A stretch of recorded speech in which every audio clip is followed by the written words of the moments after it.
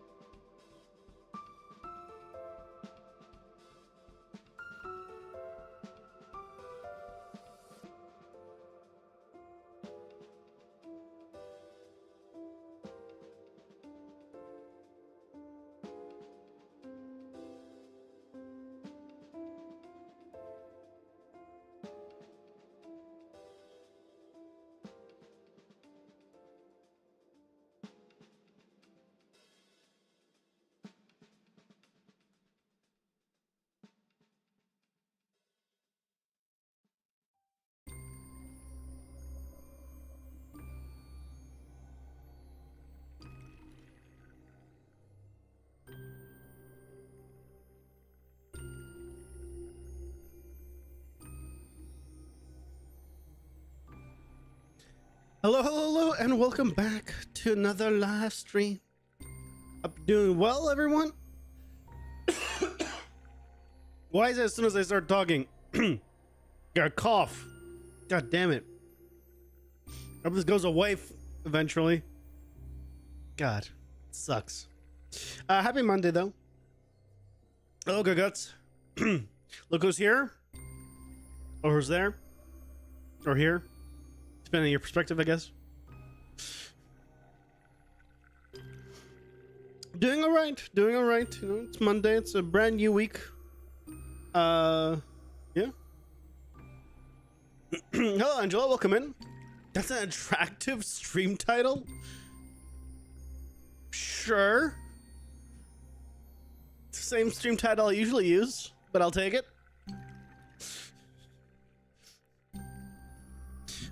I'll take it. Hope you guys are doing well. Happy Monday. Today is going to be an exciting day because today is the day we're going to go three-dimensional. I don't know if you go from orthographic to perspective, is it going from 2D to 3D? It sort of is, in a way. You're going from flat 2D to now having an angle and a perspective to things. Makes it 3D. I don't know. I think it's sort of correct. Either way, today the plan is to take Manny and render him out in perspective. So we'll see how that goes. If it looks too much 3D, would you just go full 3D? I'm curious. No. Nope. Still sticking with sprites. There's no chance of me going full 3D. Full 3D is considerably more difficult. And it does not have the aesthetic that I want. I still like the aesthetic of the pixels. It's just a matter of figuring out the resolution and everything. So, yeah. Yeah, the plan is to go from, go from this to top down. So, first of all, we're going to go is put the camera in all of the animations. Make sure that it works, and then assuming it works in all of them, then we render them. So we'll kind of have to do it in that order. But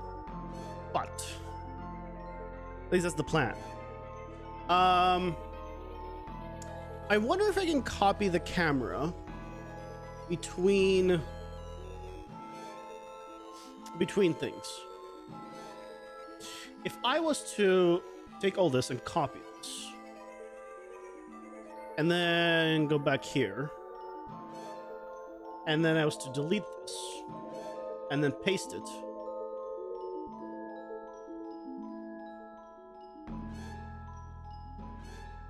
I mean, it kind of worked.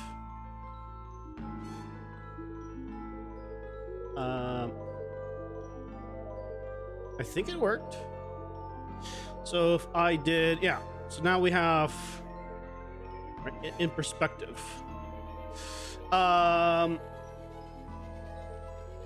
Let me see some stuff. So first of all, this is at 0. This is at our angle, just 35 degrees. This, on the other hand, so we need to change a few things. Why does it look like this?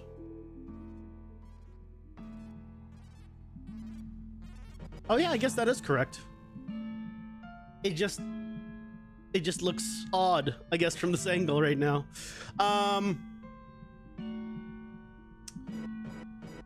Okay. Some things we're gonna need to modify the pivots and everything.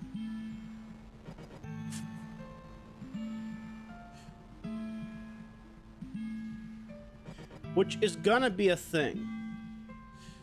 So can I position it where it's kind of in the middle?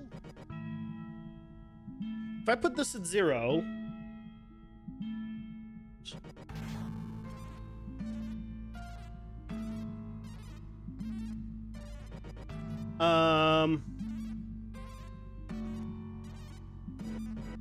if I put it at 0, that means the center is at 0, right?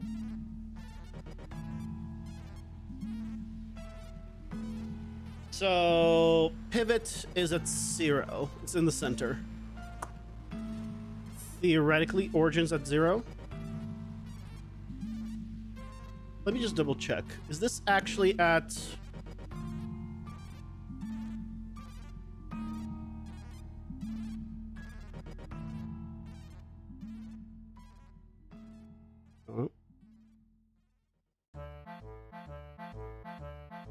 It looks like the center, but I want to mathematically check that it's the center.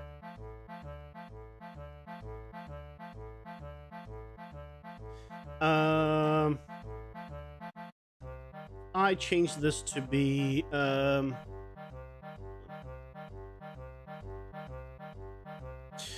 I... How do I scale this? Scale 50%.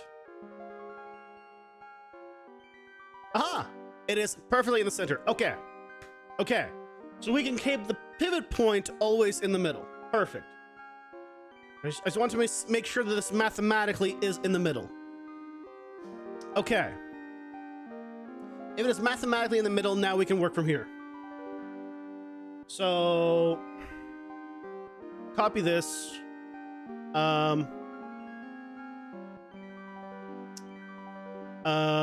Save as.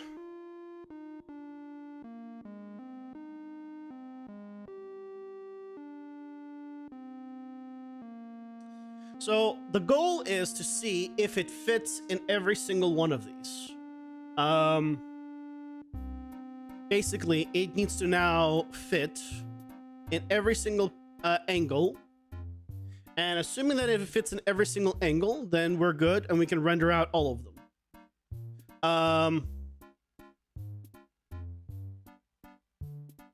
That's basically how this works. But as soon as we find out that maybe it doesn't fit in one of these angles, which I think it's not going to later on, we're going to adjust all of them. So Um, let's go from there. Okay, so dash check. Death.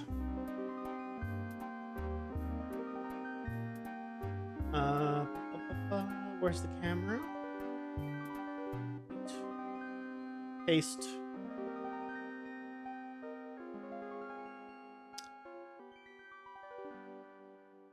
Again, I need to check. Ooh, okay, so right there, it was very close to being right out of view, right? It's not quite outside, technically, but I think if I was to render it, it will be. No, it's like, it's just barely inside. Okay.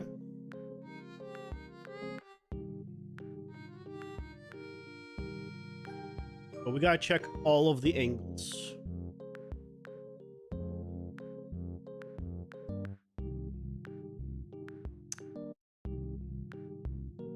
Oh, right there. Okay. So we see how it does not fit here anymore. So what we need to do then is make this -6. Or at least like -5.5.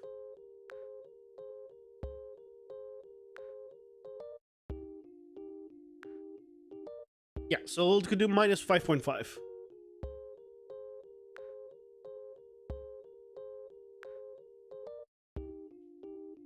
Perspective.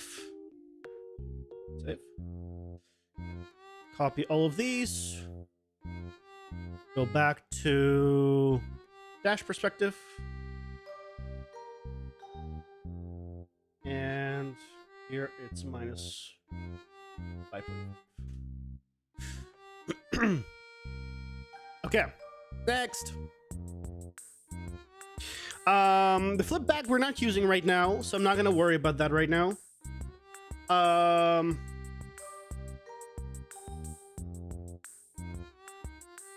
I think it's this one, the attack 1 and attack 1 reversed that I need. Let's find out.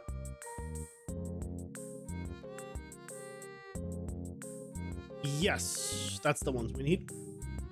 This is the main one that's probably gonna give us some issues.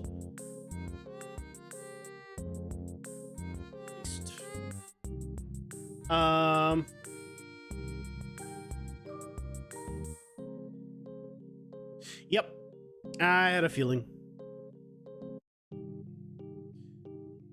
Okay, yeah, so at this angle, it gives us issues. So let's adjust. -6, -6.5.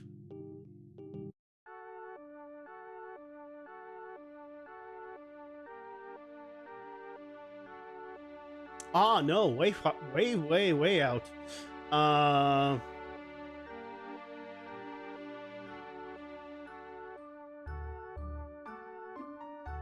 -7.5. Honestly, I could just do -8 for to be safe. That's probably gonna be fine for all of them.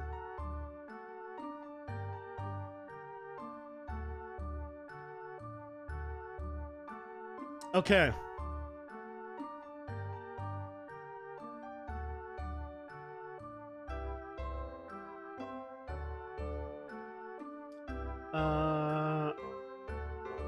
Control to lift, shift to parent. Oh, odd. Okay. What?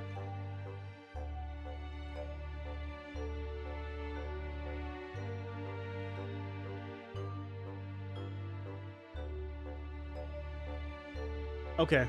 I don't fully understand why that is the way it was. But, okay. Main thing is we need to do -8. Copy. Okay. Save as. Perspective.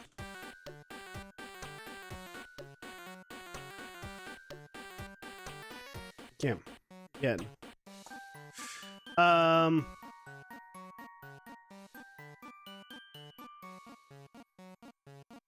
This one -8.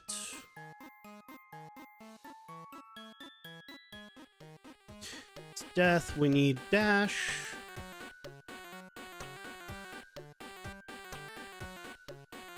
And then we'll need to figure out the resolution that we want him to be.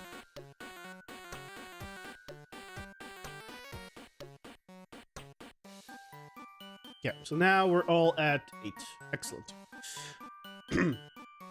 Because the main thing is, with this change, the amount of pixels he is up, like vertically, is different.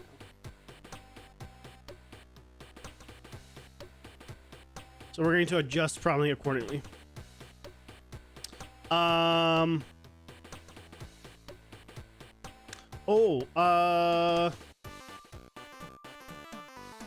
Attack reversed was just the same as attack. I just rendered it backwards, I guess. Okay. Let's say, congrats on the community. You've seen some very smart people on Discord helping each other and posting some work. That's awesome. Oh, thank you. I mean, that's not up to, that's I didn't do anything. That's all you guys. So yeah, that's all you guys. So thank you for being an awesome community, I guess.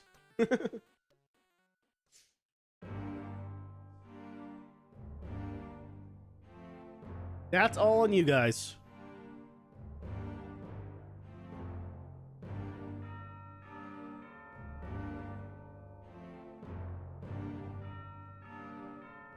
This should be an easy one. Check anything.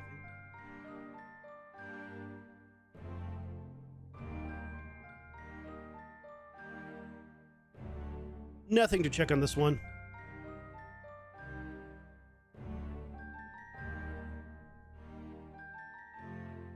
Yeah, with me being sick recently, I haven't been able to, like, respond to people as much.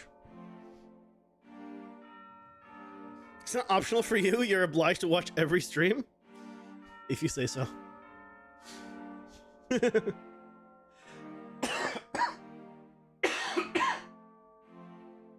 appreciate it.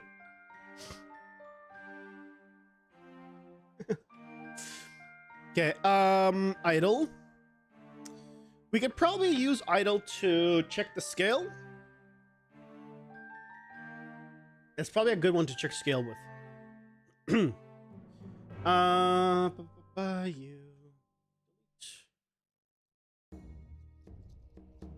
I don't think we need to check much here, though.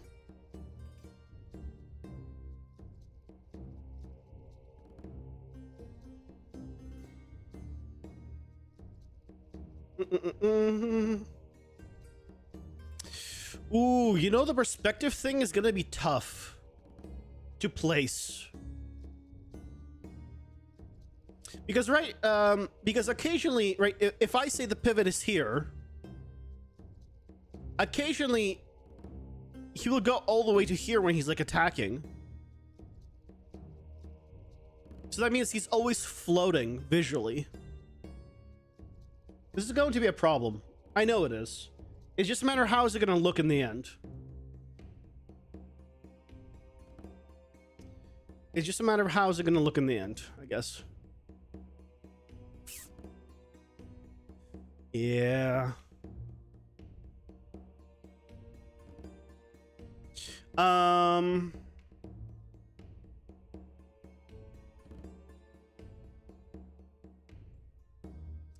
let me actually do this.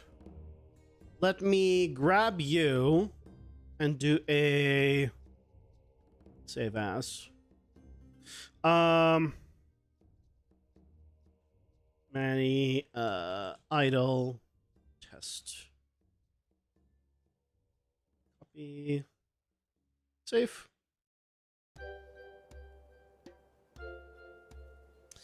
So if I load up Unreal,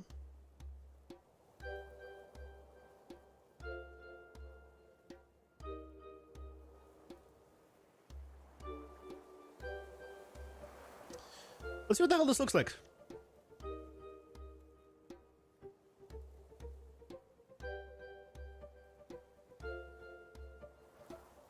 Because it's going to be an issue. I already know it's going to be an issue.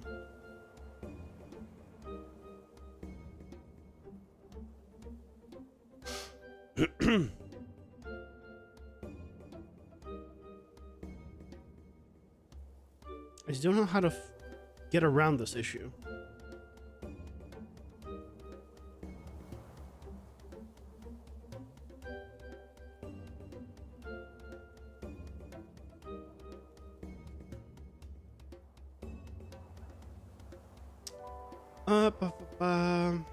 Let's put you here.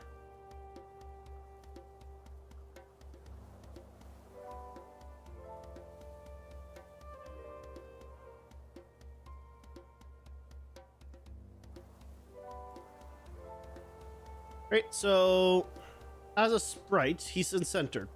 So his pivot is in the correct place relative to him. But if I bring him out,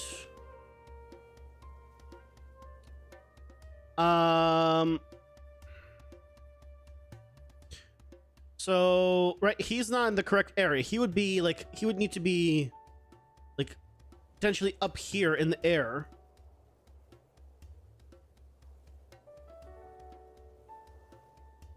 It's so hard to tell right now, because there's a chance of him moving downwards with an attack. I guess the easiest way to check that is if I go to, let me save this one. Let's call this idle. Good job, me. Idle perspective.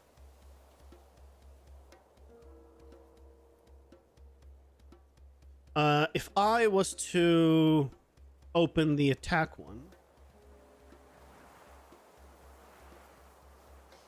right, and then we go to, let's say, here.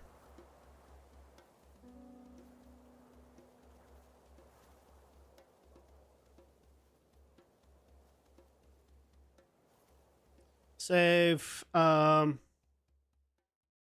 just put it. Let's put the test one here as well. Attack test. So if I come here and I grab the attack test.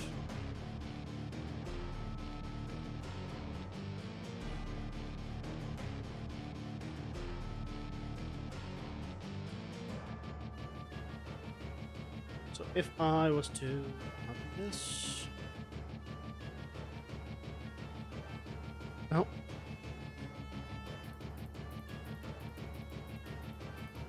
Paste.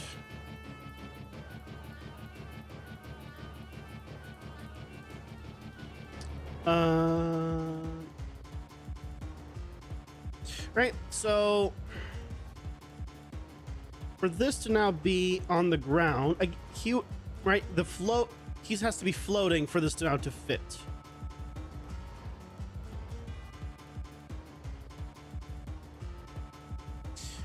Which means shadows are going to be really off.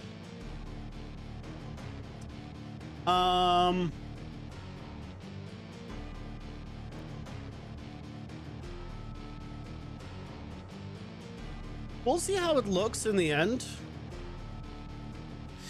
But this has issues. Doing this has issues.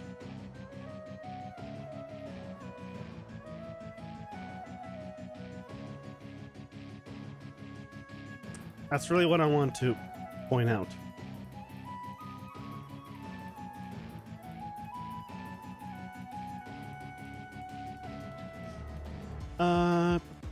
I need... Okay, so we did idle. I'm not going to do the jumps yet. I have an idle here as well. And a dash here. What? Okay, let's do the run. Oh, hold on. What?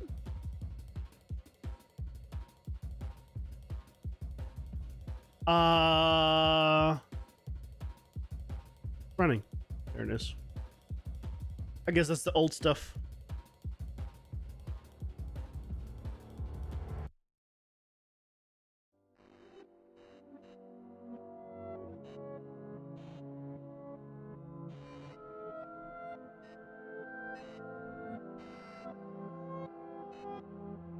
This is fine. I rotate this 90. It should be fine. Okay. So we have our perspective ones. Enough perspective ones to like do the test. So let's start with idle and running. Okay? Let's start with those two.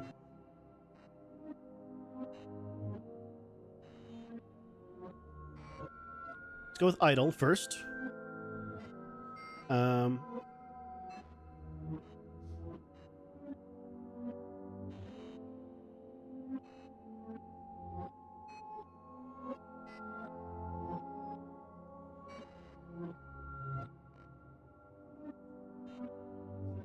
That. Oh, this needs you. There we go. So that's all correct. Save.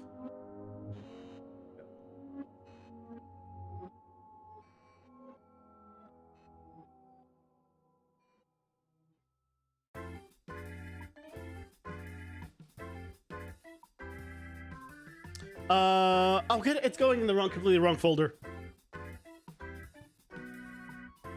I forgot I didn't change this path. It's 3D spreading crimson files character / Manny, then idle, then do this. There we go. Delete that other folder I created.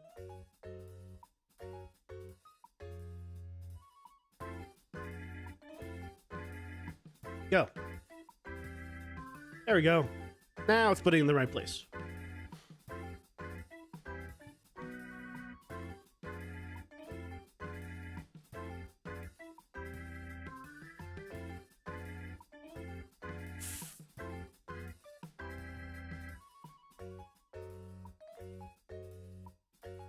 I don't know how to get around the problem.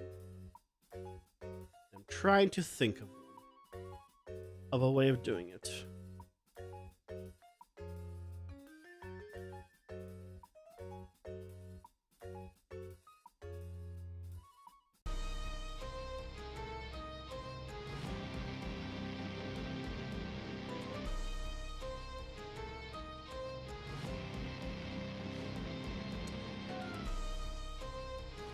Rename. Manny, idle. Perspective. The issue is there's no floor anymore. With a perspective, there's no floor. There's no like here, this is the pixel that is the floor. It doesn't exist because it's perspective. That's the problem. And because it doesn't exist, that causes issues. Which is why I'm testing with my character first before I go with everything. Because this might be like a really nice, would be nice to have, but not a feasible thing to have. Like visually.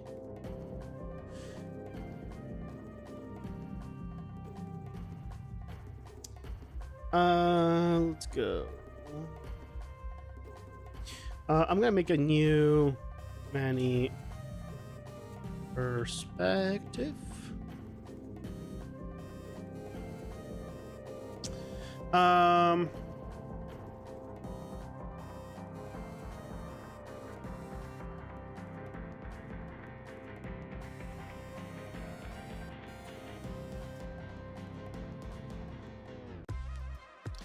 Okay, let's go paper assets, Manny, locomotion, idle, perspective.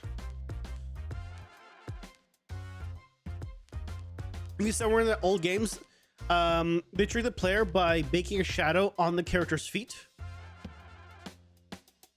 Yeah, so I don't want to bake the shadow in. That's the thing. Because then that means the character will never cast a shadow onto the 3D geometry. Then they'll never happen. And I would like to have that happen still. So that's kind of the thing.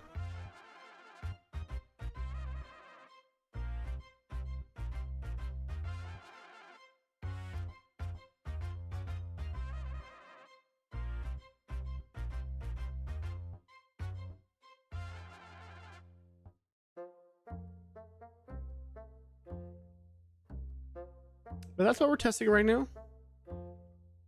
If we can figure out a way of doing it where it'll still look correct, or look good, then we'll go with it. If we can't, then we don't. Because that's very important.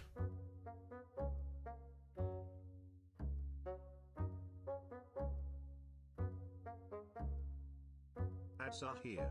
Pausing for ads. Well, great time for ads.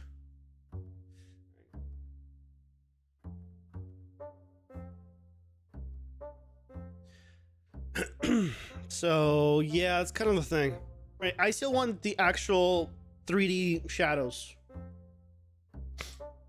Did you have a simple shadow for reference, but still have the original 3D shadow?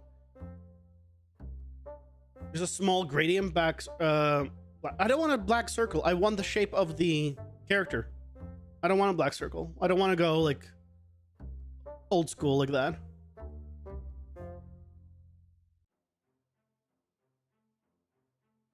I know that's how the old sprites used to do it, but I don't want to. I don't like how it looks. It doesn't look. I mean, I can bake in a shadow from a light, and let's say I match the angle of the sun, then it'll be a shadow. Then right with this as well. I can do it, but then it'll always be a flat shadow on the ground kind of thing as part of the sprite. I mean, it can work. Again, we'll see how it looks. Maybe we try that out next. Maybe that's the trick. But the problem with that also is baking the shadow means you can never rotate the sun. You can never change the direction of the light. Right? Like, he will never, like, if you're next to a candlelight, he will never have a shadow that moves with the candlelight. Like, none of that goes away. Like, all of that goes away, rather. So, like, it causes many things to go away. And I don't want all those things to go away. So, the perspective thing is nice, but it's a matter of, like, what can we do with it? While working with it, rather. That, like...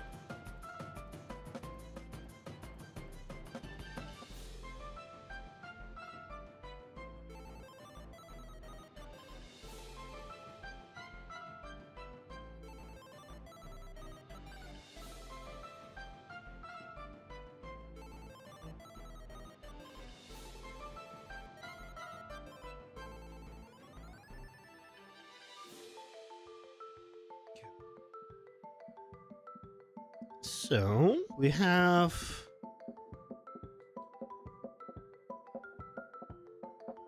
Perspective idle.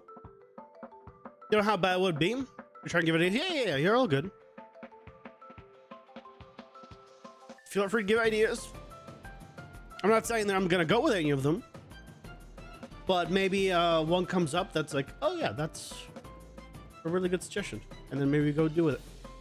I'm going to try 0.5 and then still center.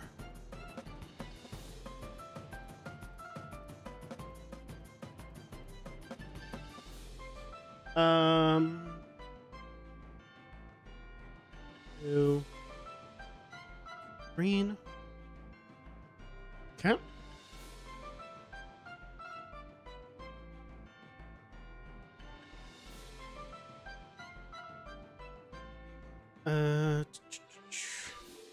Many idle perspective.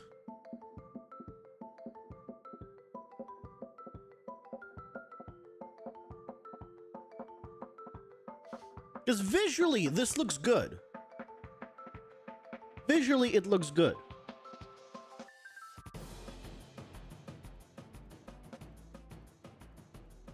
And there has to be a way of doing it. I'm sure there is one. It's just a matter of figuring it out. What the best way of doing it is.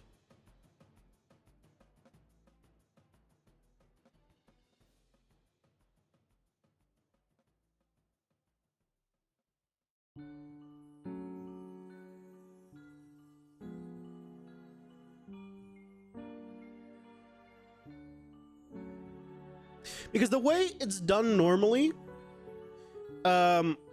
is the sprite is placed based on this pivot, but he's just rendered in front of everything else, right?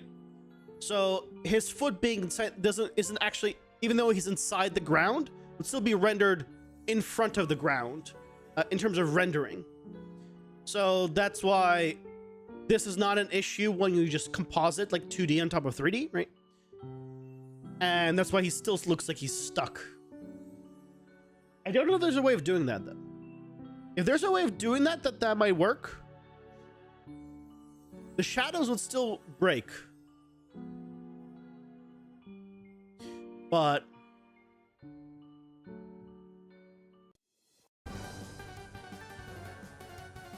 maybe I somehow have the sprite move closer to the camera while staying in the same location.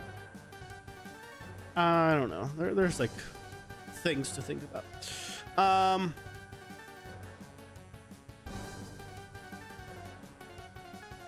Okay. That's the idle. We need the running. Oh, we can already test with the idle.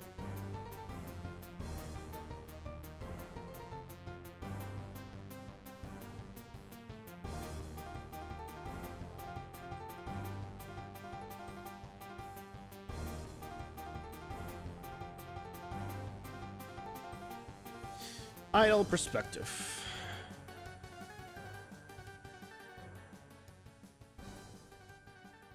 Right, because if I already... okay, well, he's absolutely tiny. Let me just also get rid of you. I made the size smaller, not bigger.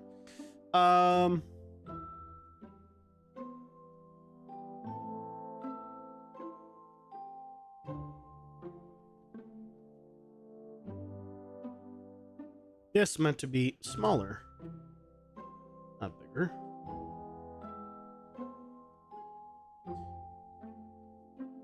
Right, so his foot is always in the ground right now. Right. So ignoring his size,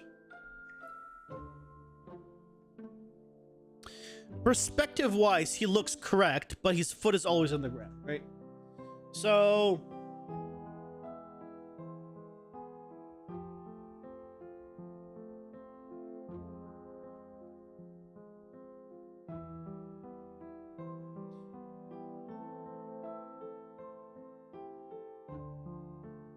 if I raised him,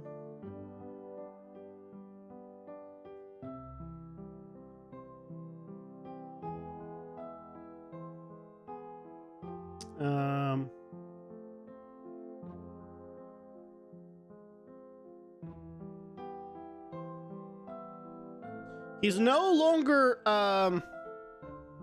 in the ground, but you could tell he's floating.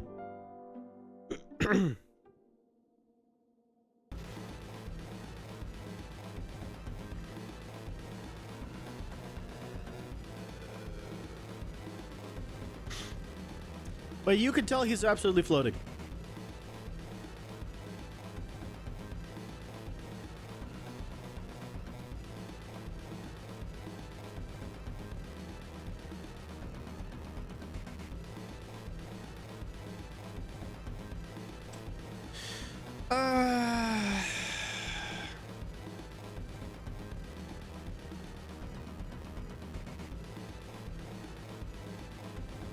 I don't know if we can do perspective because of this.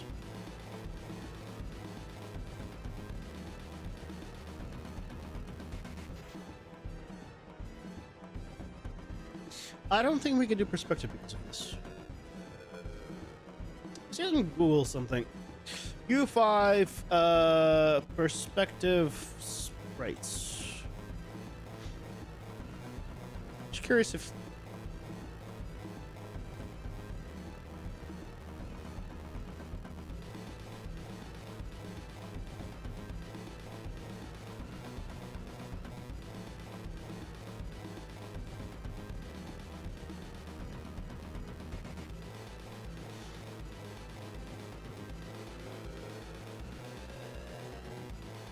hey, how's that looking, man?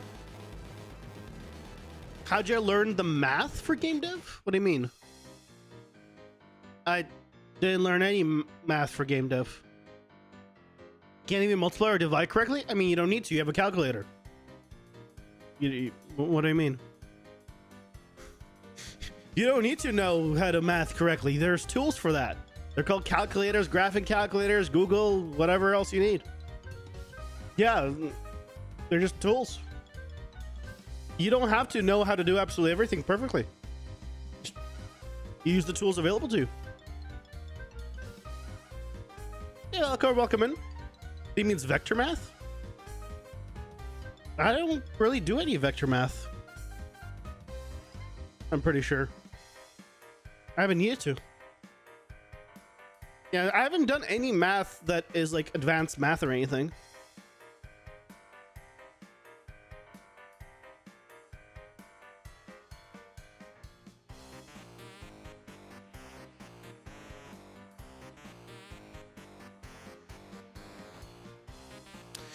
Yeah. I don't think we'll be able to do... I'm using blueprints. 100% blueprints. Yeah, I don't think we're going to be able to do perspective.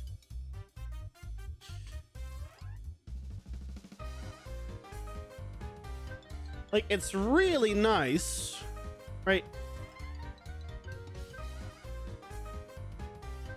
To be in perspective. But I think he looks like massive right now, but whatever.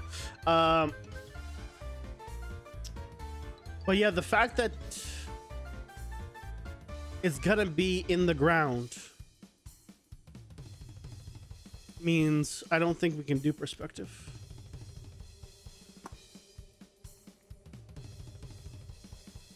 For blueprints and for more complex gameplay mechanics, would that make sense? Like vector math, for example. I don't like. I do like full ability systems. Like I have things like, so ignore the animations for that for the idle. But like I have this right, so I can attack, and I can change my attack to launch a projectile, right?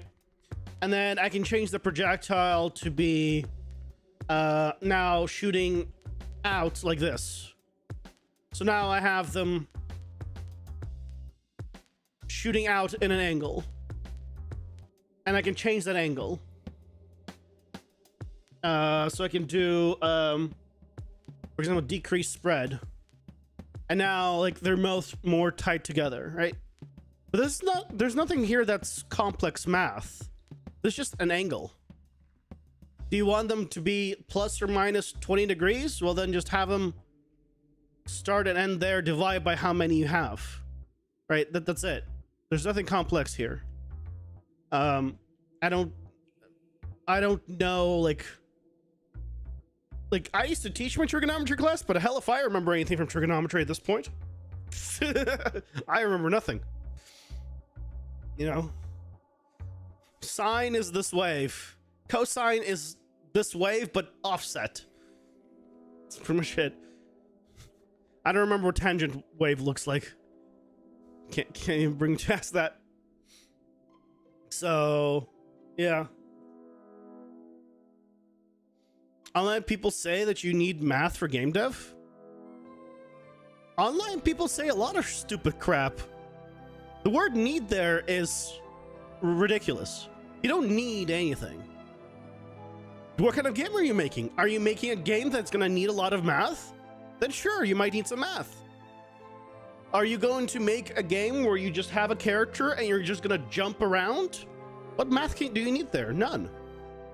The word need there is the problem. You don't need math.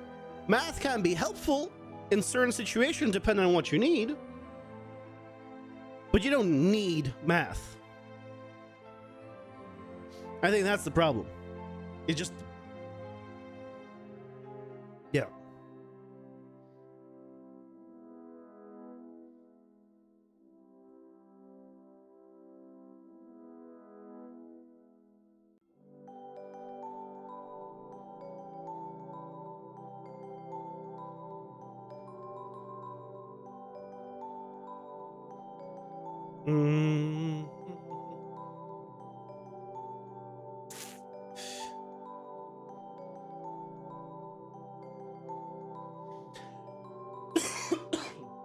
Excuse me.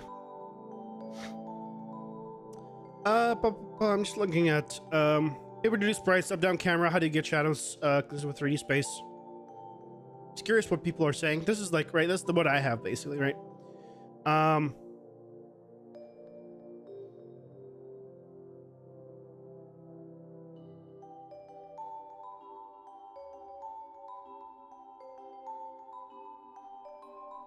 What I could try doing is rendering top-down orthographic.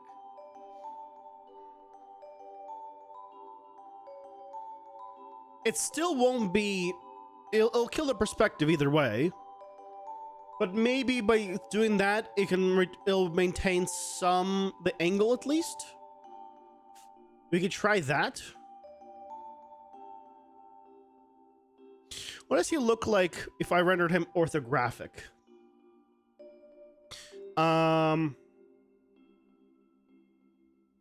So if we go to the camera,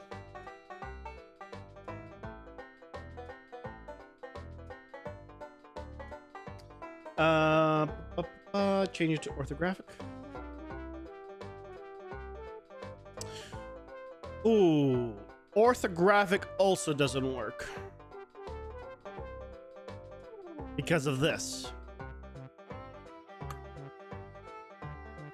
Shit.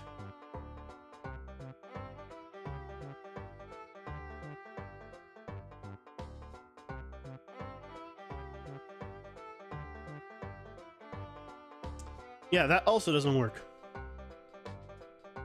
It has to be sideways.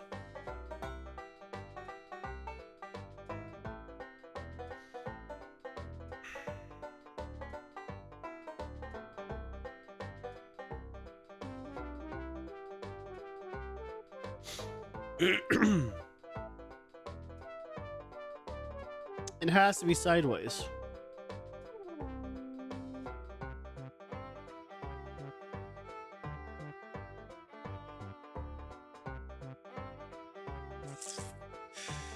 Okay.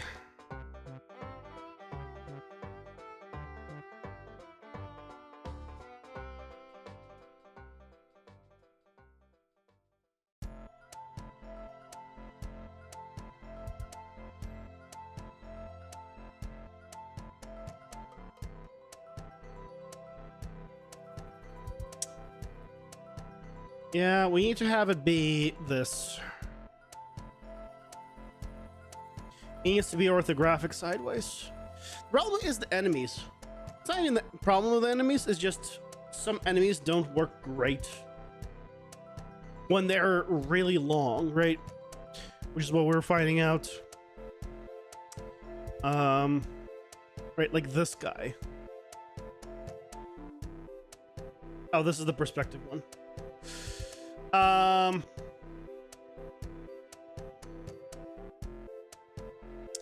I need to change him.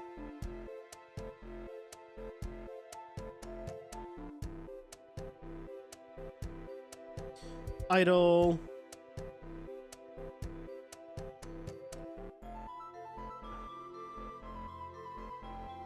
Have you had any problems with shader compilation stutter? Nope. Been a thing in Unreal Engine for a while now.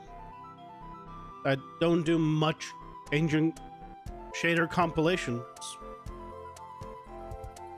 The only time it happens was when I load the scene and when I publish, pretty much. So if there's a little bit of a gap there, it's not a time when I'm paying attention to it even. So seems fine.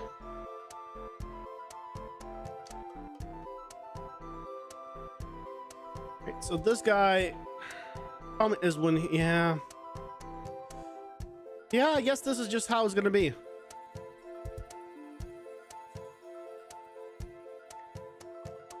Like, it doesn't look bad. I just would have liked to have the perspective.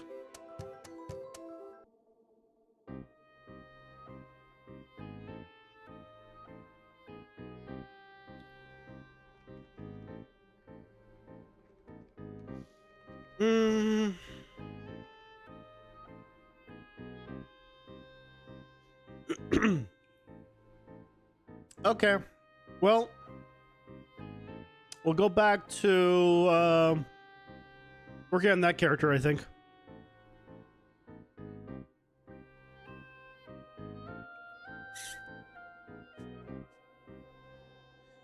Yeah, there's nothing I can do.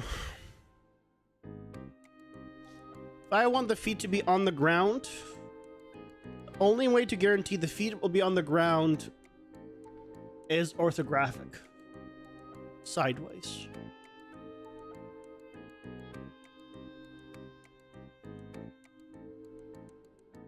Because even if I was to, let's say, use that as a fake shadow caster and hide it, and don't have it, the other version, the perspective version, cast shadows, it won't line up either way, right? Because then it'll have the same issue where the shadows will then be just still below him, because I'll need to move him up.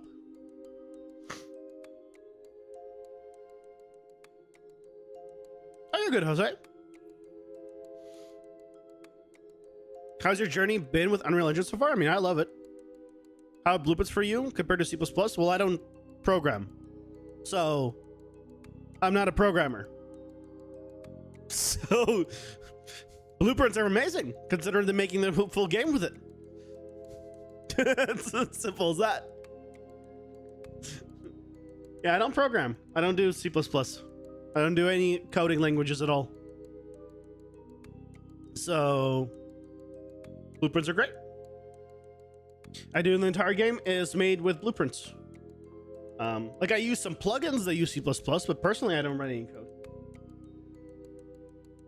Yeah, and here I'll if I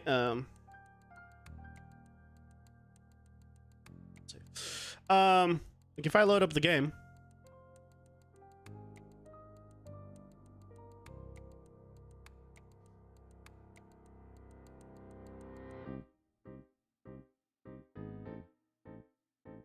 oh, there it goes. All right, so all of this like is done with blueprints.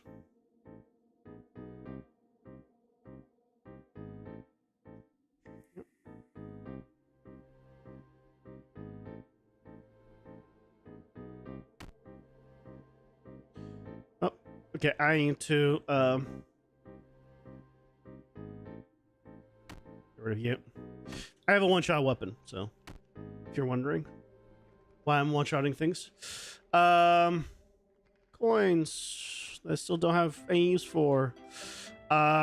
Which oh, I didn't pick a power up or a spacebar item or whatever. So like all of these enemies, all of the like walls going up and down, this is all done through blueprints. Down here, right? Same thing here. Oh, this guy fell into the floor level below.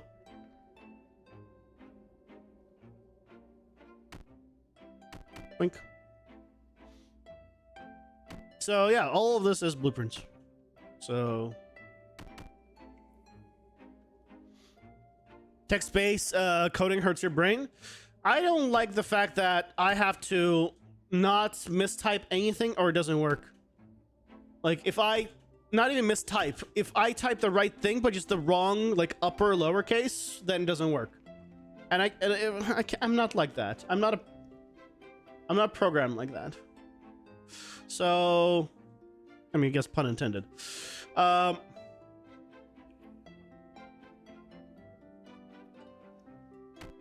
There we go. So some issues, it seems. This is one that actually has so much verticality in this level, because we already gone down a bit. But you got the idea, right?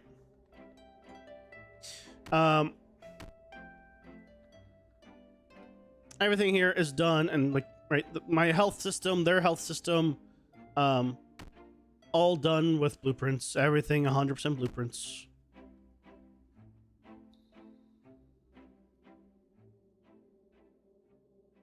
Blink.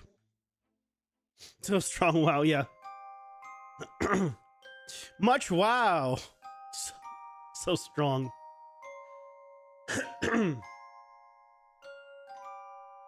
I miss back when you struggled to showcase the game, Madge. I mean, what? That's not me struggling to show off the game. That's me struggling to just be a stream, just in general. You know, when you do something for a while, you improve. I know it's crazy to think, but you do. 10,000 hours and all that jazz.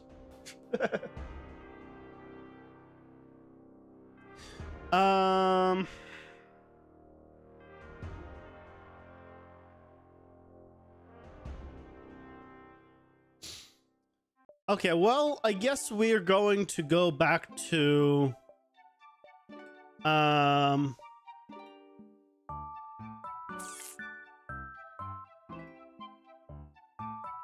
Embertooth.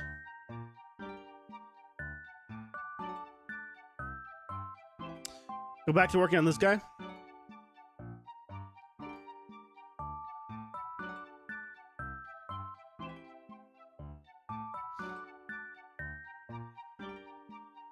Go back to working on our fiery chicken. Did you finish your new version of the building? I tried that data export workflow and BP and blueprint tomorrow. Nice. Good luck.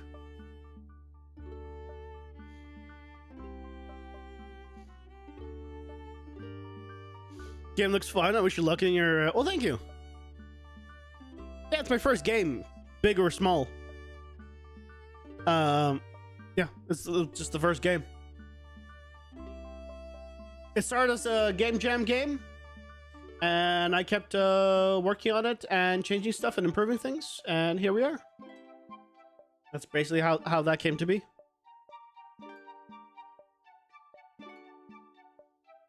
Yep. I had an idea. It was too big. Well, it's not too big for the game jam. It's just I didn't have like. I did what I could within the time constraint of the game jam and make it a game, and then but I wanted to do like a directional animations and stuff that just wasn't feasible for the duration of the game jam. So I was like, okay, I wanted to continue working on it post game jam and see where it can go. Yeah, it's a great learning experience. So that's what I've been doing.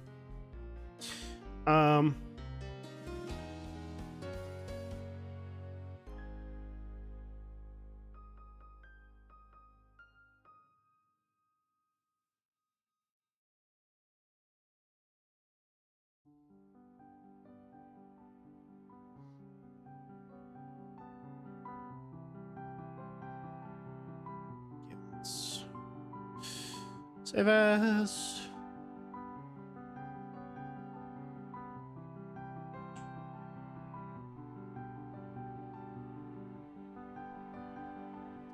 Okay. Materials.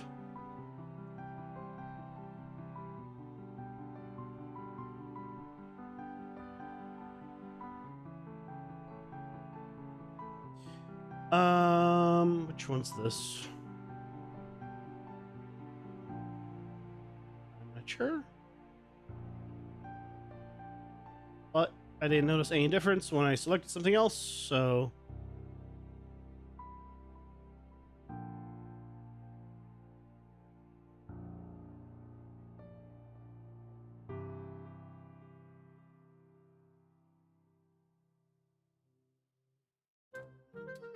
I need Phoenix hair back. That's the one. Pilot.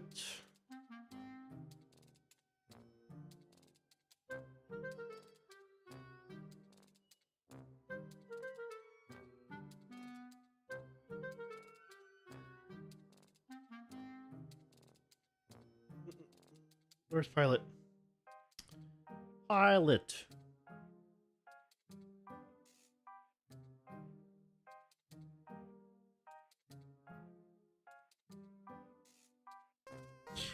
Pilot. Ads are here. Pausing for ads.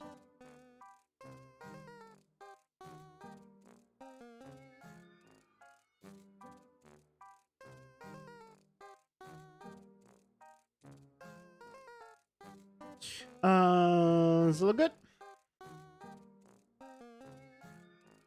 There he is. Sweet.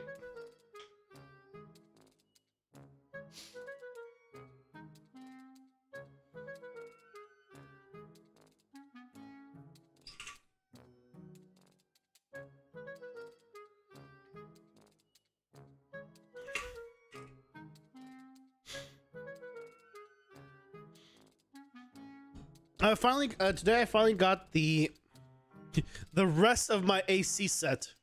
I'll put it in quotes because I bought the door sliding thing, but it wasn't tall enough, so I had to buy like an extra adapter, and it finally came in today. So now when I put the thing in the sliding door, it actually reaches the full length. You finished Horizon Zero Dawn Saturday? Nice. Yeah, it's one of my favorite games of all time. How'd you enjoy it? Considering you finished it, I assume you didn't hate it.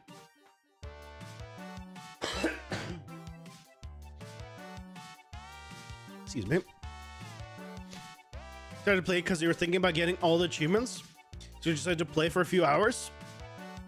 You were 2 hours short of finishing. Wait, what? Clearly didn't engage you well enough to if you never finished it 2 hours before the end. You love it? That's why you think, but you didn't love it enough to finish the last couple of hours? Yeah, Horizon Zero Dawn and Horizons Forbidden West are the only games that I've ever platinumed. And I platinumed Horizon Zero Dawn multiple times.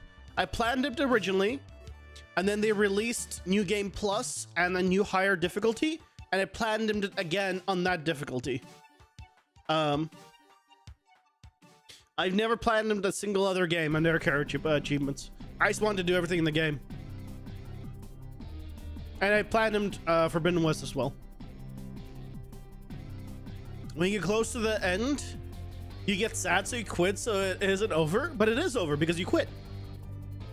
In fact, you've ended it before it would have ended. So you've cut out even more things of enjoyment. Right?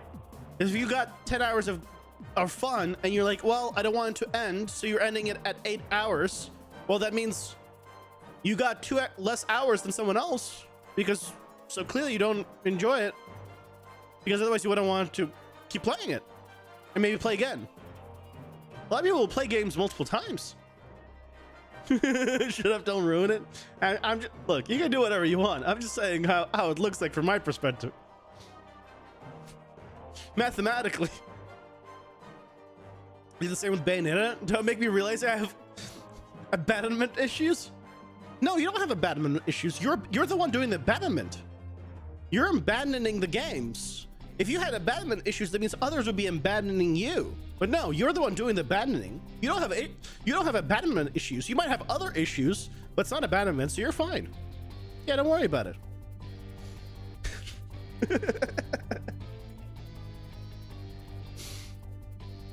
Don't worry, you have no abandonment issues. In fact, You might have issues with abandoning things, but that's a different thing. You drop them so they don't abandon you. Yeah, yeah. Sure. If is that how you wanna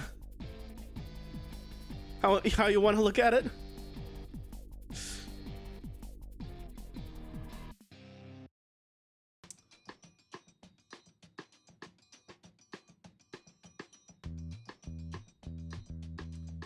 I'm gonna render this half height. Height.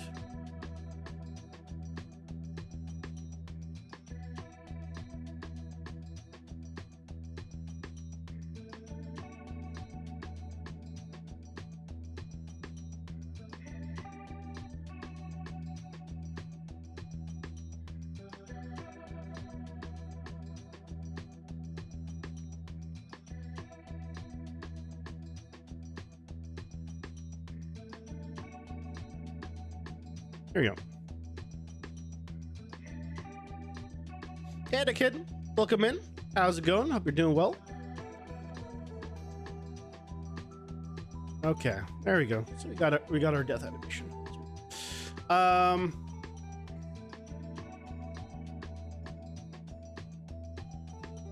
Death.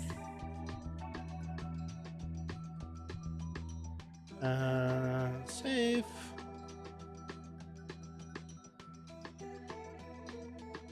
Go.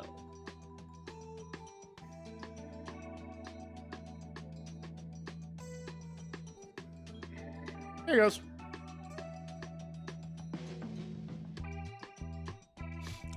I am making a new character. We did some tests. I was hoping to be able to render out in perspective, but unfortunately perspective has the issue of no definitive ground plane on a pixel in pixel art, and because you don't have that, then it causes issues.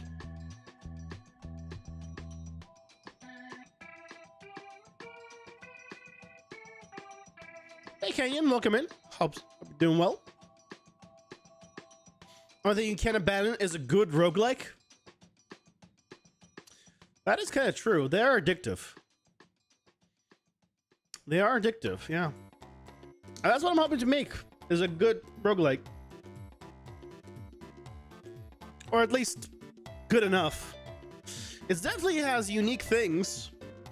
So hopefully it'll be good enough in the end.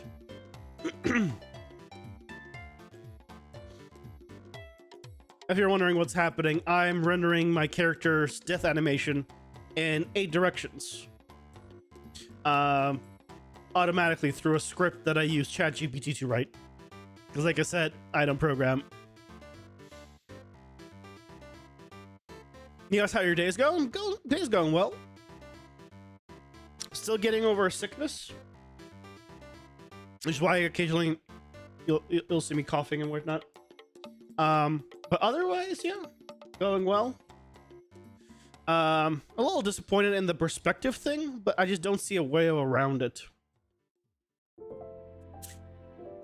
I don't see a way around it. If you're wondering what I'm talking about, basically, well, this is rendering. I can show you this.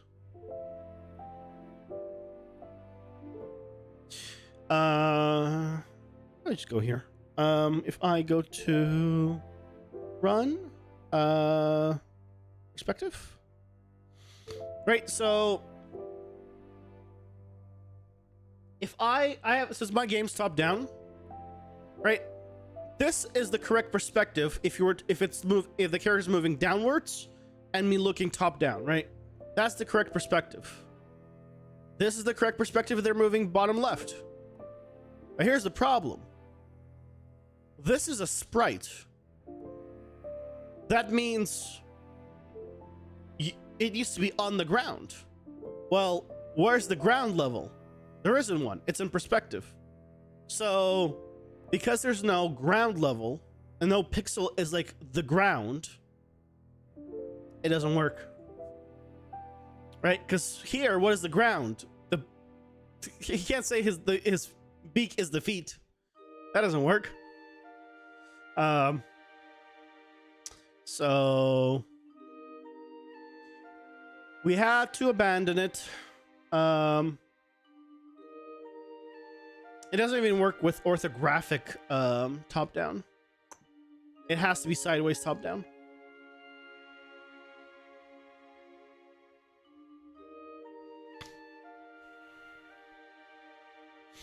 So here we are continuing with our sideways top down.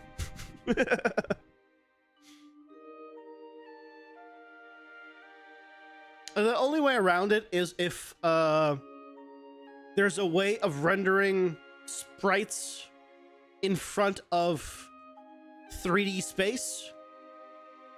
But that still doesn't fix the shadowing issue. Even if I was to do that.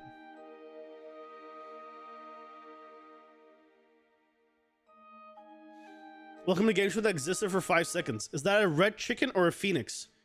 Either way, it's a good character. It is like a phoenix. Yeah. He's gonna have a few attacks, including a flamethrower. But he is basically, he looks like a combination of a chocobo and a chicken and a phoenix. If a chocobo and a phoenix and a chicken all got together and had a child, the three of them, that's what you get.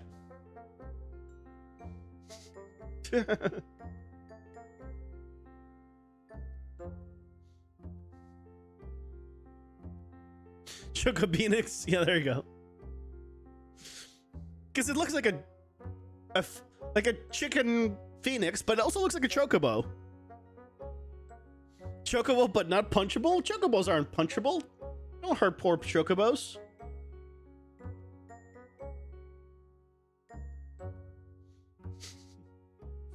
It never looks good here because it blurs slow res.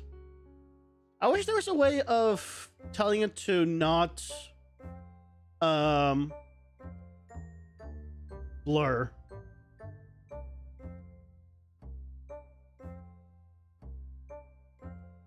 Okay, we're already on east, so we're just gonna need to do east and southeast.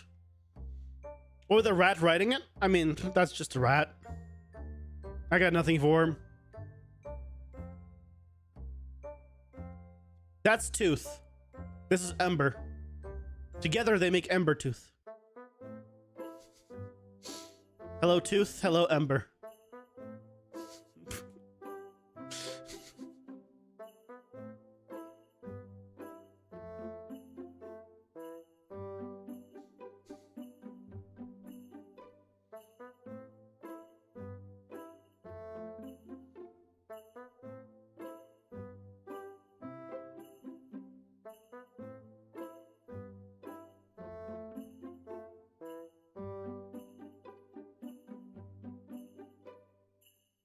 No, that's a Chocobenix and a Mad Rat.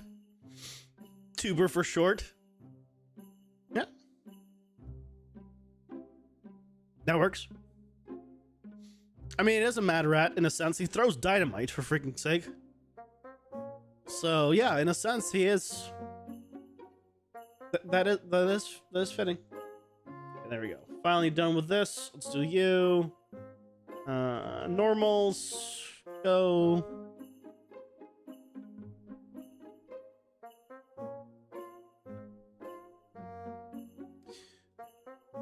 Embertooth. Death. Rename.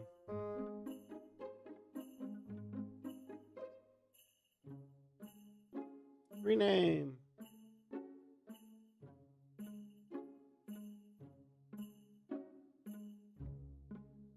Okay. It's good.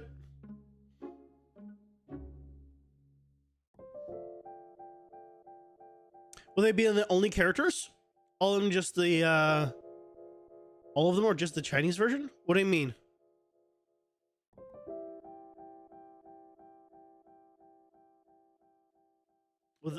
Will they be the only characters? I'm making these are enemies. This is an enemy. We have quite a few enemies. So this is not the only enemy. But yeah, this is one of the first. Another one of the first. One of the, or it is the new enemy that we're making that is just gonna have a flamethrower attack, and then potentially a just a ranged throw of a projectile.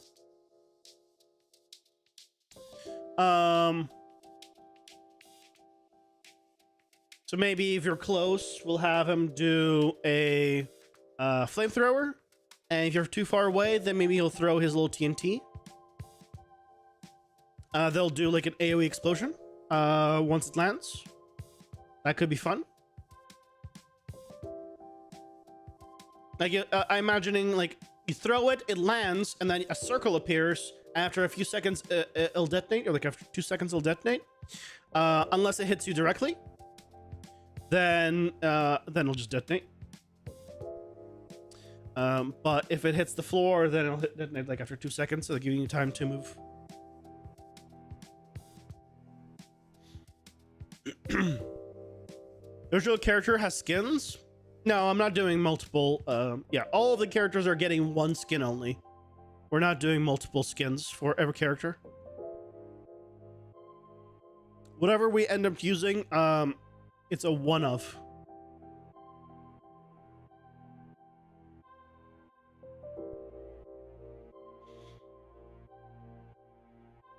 Although we don't have enough animations to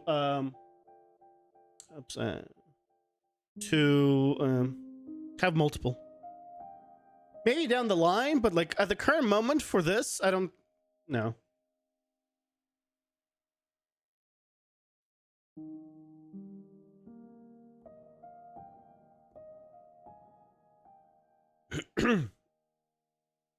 Right. If I was to like, if this was like an actual thing, then maybe like down the line. But yeah. I'd want first to have like variation in characters.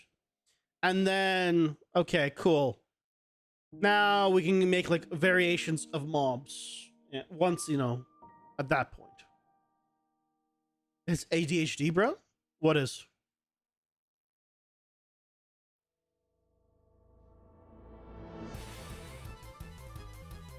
What you talking about, Willis? Fun fact, no idea where that's from. Like the actual origin of that.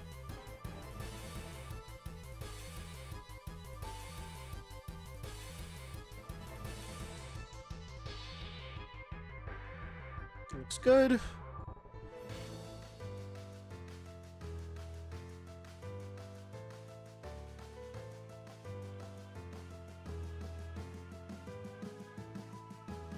Yeah.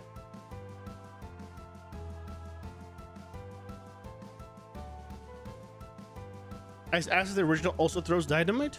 Oh, I have no idea. I think all of them just throw something. I don't know if they all throw specifically dynamite.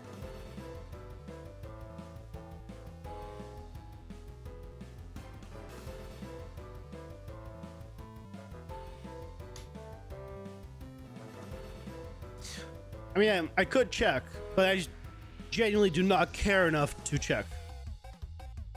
Honestly. Because it doesn't matter to me one bit which one it is. So we can pretend one way or another, whichever one we want.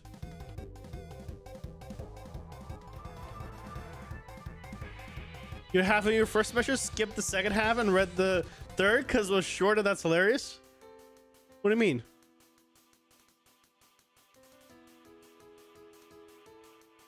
Oh yeah, I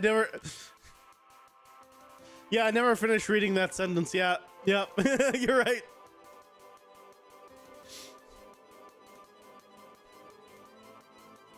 Yeah, I read like up to like the first little bit, and then I'm like, okay, cool, that's Rick, and then I didn't finish reading. You're absolutely right. Yep. Can't deny that one. That you called me on that one correctly. Yeah.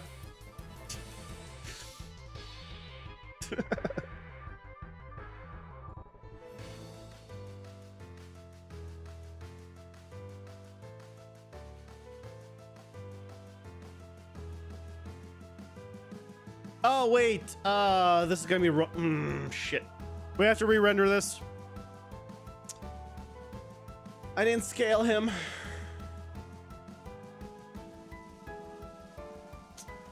Crap! I meant to scale him up.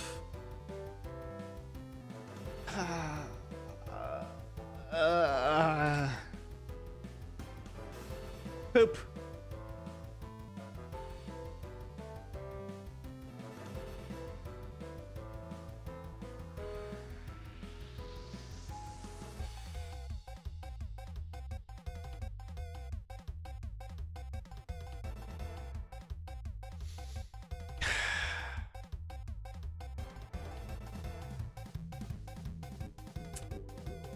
I forgot that we scaled him at 35%.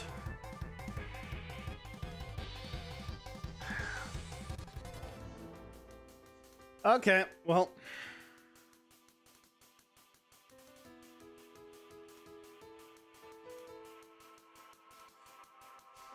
Let's re-render him. Before I do though, I'm going to just take this, delete all of this, delete.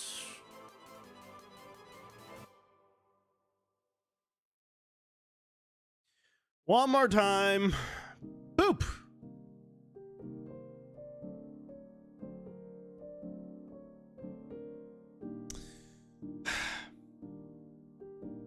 If that's one of the characters and maybe even enemies, then you're psyched to find out about the items perks. Oh, we're going to have items perk. Yeah. There, I can show you all this rendering. So, here, let's go to the hub.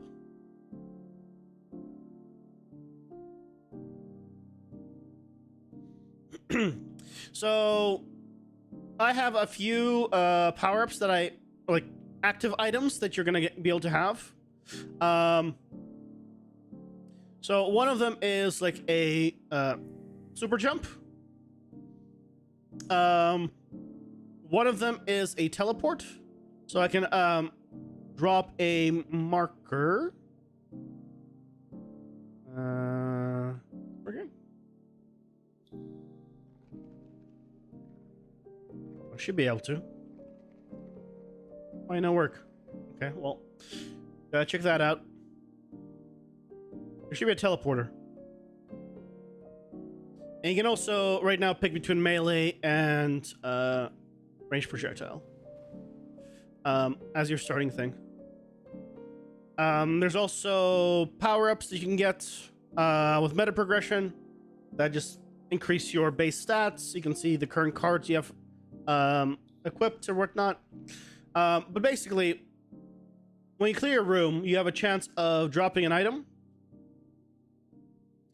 Oh, I picked one of the bigger rooms. Okay, well, let's do that. So, when you clear a room, right, you have a chance of dropping something. There's a print string somewhere that I need to remove.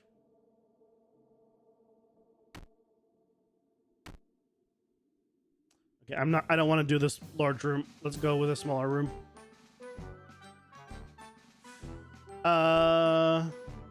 There we go, a small room. Okay, so I clear the room.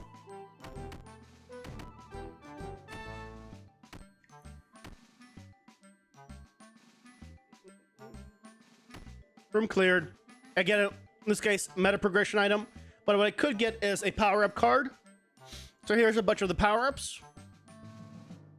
Some of them are change the entire gameplay. Some of them are a little different. For example, right, we can every 6 seconds after being hit, deal 20% increased damage. You just increase speed, and this all stacks with each other. So hit all enemies in attack range. Have like orbs around you that hit enemies. For example, And then you can have like multiple projectiles. So now there's multiple orbs. And I'm still melee, but if I wanted to, I could become ranged with shooting a projectile instead. And now I shoot multiple projectiles because I still have the multiple projectile thing, right? It all stacks together.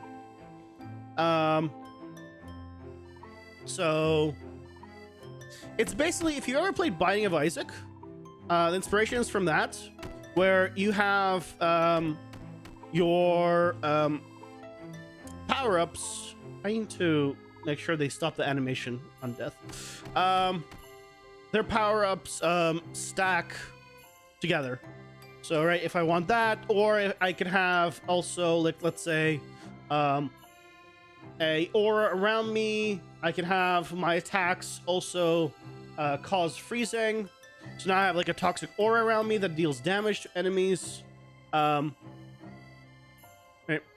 I can also I'm probably not gonna be able, I'd probably do too much damage now to freeze, but if I was to do enough damage without killing them, they would freeze. Yep, there we go. So he's just froze. And then he, for a brief moment, so he can't move. There we go. He froze again. As a Binding of Isaac fan, give you a toy head to tell. Thank you. Yeah, I enjoy a good Binding of Isaac. So yeah, so that's kind of the plan is to, and the other thing you might notice is, normally in roguelikes, you're forced to go between like specific routes or specific rooms.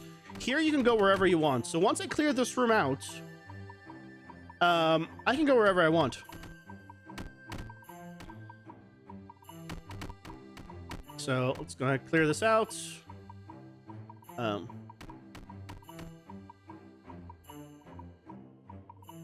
this is like a tall. There's a three. Of course, I picked the one place where I picked the biggest room I have for this demo. But basically, I cannot leave this room, even though like it looks like I can jump out. I can't. I'm stuck in this room until well, obviously either I clear it or I die. So.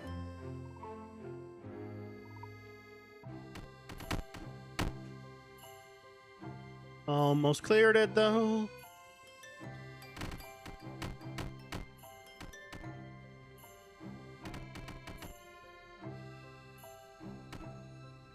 You're dead. You're dead. Are you the last one? Okay, so last one died. I got an item. Again, this is a meta progression item where I can, if I have enough of them, I can go ahead and see, I collect it here. I can get power-ups. But now I can go wherever I want. Normally in roguelikes, you have like the specific path.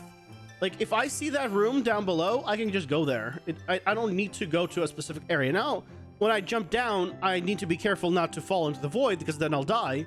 But like I could go to this room. I could go into this room. This is like the start, right? The spawn room. I could go somewhere. If there was a room below, I could just go into the room below. I don't have to like go into any specific room. I can go wherever I want. So if you want to, we can come up here. See if there's like, are there rooms around here? Yeah, there's a room here.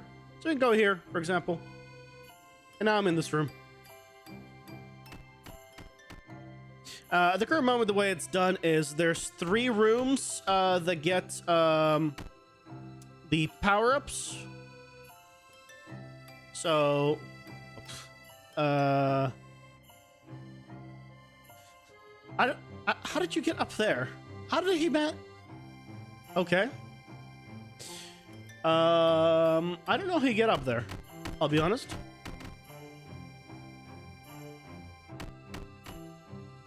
But yeah, right. So now I have like a good view from up here to go wherever I want. And if I want to, oh, here we go. Here's a card. So I can pick this up and now I get an option between 3 cards. So I can get health up, for example.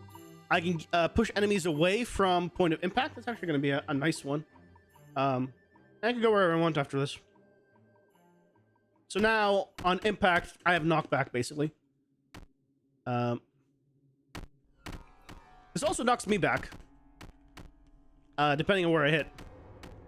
But for a range attack, that's really nice. Yep, there I go.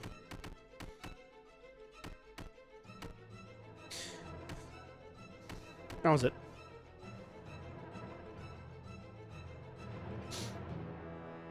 That's a quick demo of it so far. Right? That's how it is so far. So right now we're rendering out this guy.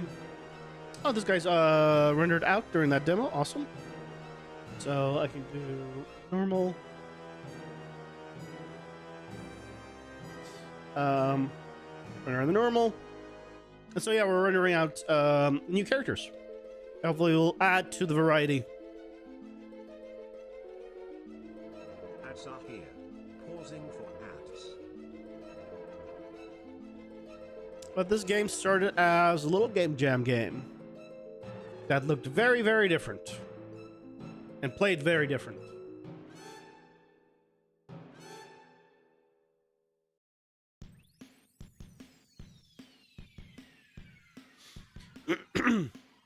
The in and out animation for the aura looks great. Yeah, that's one of the free of the month stuff. If anyone was wondering about that, I'm pretty sure that's from the Mega Magic VFX bundle. That's free for the month. I think I just grabbed it from one of these. Yeah, I grabbed it from one of these, and I basically just removed the dome that came with it and just used it. So why not?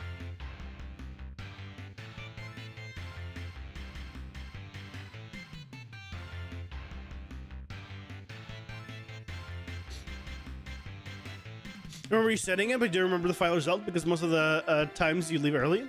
Yeah, all good. Yeah, that's yeah, where we ended up.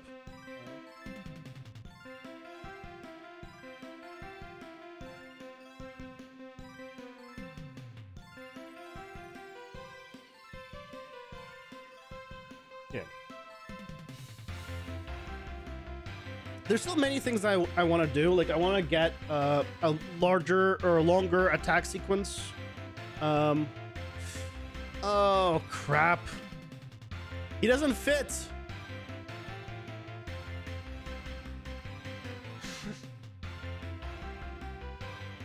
Shit.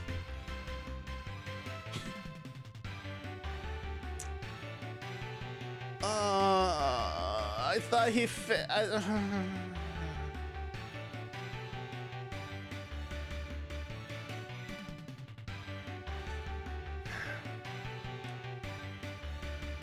Like I checked here, I was like, this is, but he even gets cut off here. What am I doing? Triple attack speed, huge damage down. And one item like that. Triple attack speed, huge damage. So I have multiple projectile. The multiple projectile one reduces your attack damage, but you get more projectiles. So when you have multiple projectiles, you do, there's two versions. One is greater, which gives you 4 extra shots, makes you basically do 5 total, and a +2. So a +4 or +2. And they stack. You can have a +6. So one of them gives you 20% less damage. The other one gives you 40% less damage. But you get 5 projectiles instead of 1. And if you have both of them, you only get minus 50%. So either way, assuming that the majority hit, you're still gonna get a damage increase. So I think, yeah, it ends up being like a 20% damage increase, 50% damage increase, and 80% damage. I think something like that from there. Looks like someone planned ahead of time for balancing. That's a good thing. Yeah. I tried to figure out balancing as much as I could. Oops, not this one. I need 256 here. And then on you, I need to do 8.8. There we go. Now we should be good. Just double check. 90. Yeah, okay. Now he fits.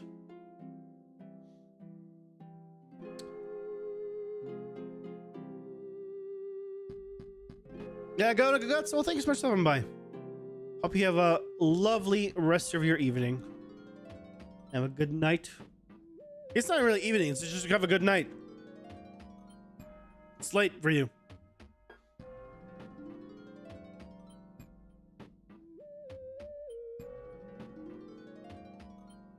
Yeah, yeah, so I was like, I corrected myself, like, it's definitely not evening for you. It's 1 a.m. for you.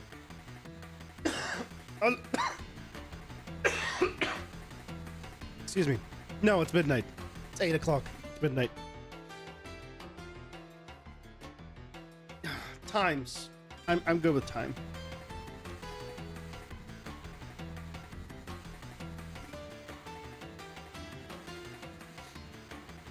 Okay. This time, I got it. I checked everything. I believe I messed up that much.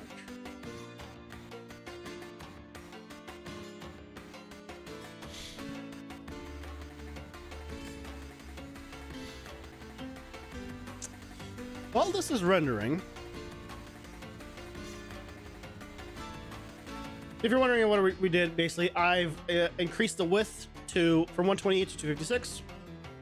And then I zoomed out because it's orthographic. It's very easy to mathematically make it twice as big. So that's what I did. I could make it only 50% bigger, but just because this is all prototyping, I don't care about the extra resolution. So that's why I did the way I did. So I'm trying to think if there's any way to have perspective on sprites.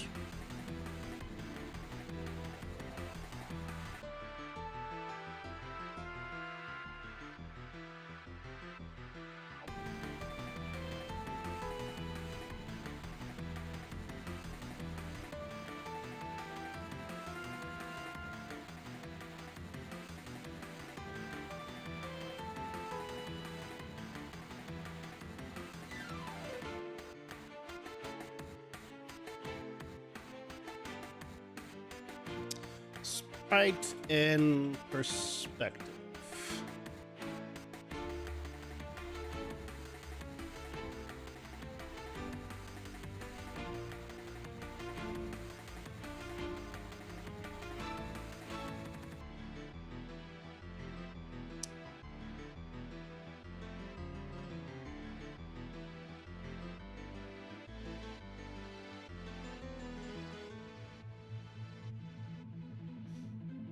Yeah, my bunny is a no. I think the only way to do it would have, like, if I wanted to do something like that, would be to actually have it be 3D, basically, and just maybe look 2D. Looks like sprites, but no, I want to do like actual sprites. It's one, it's easier, and two, the look is changes considerably because it's consistent. Sprites are consistent, unlike the pixelization, like post-process effects and whatever else.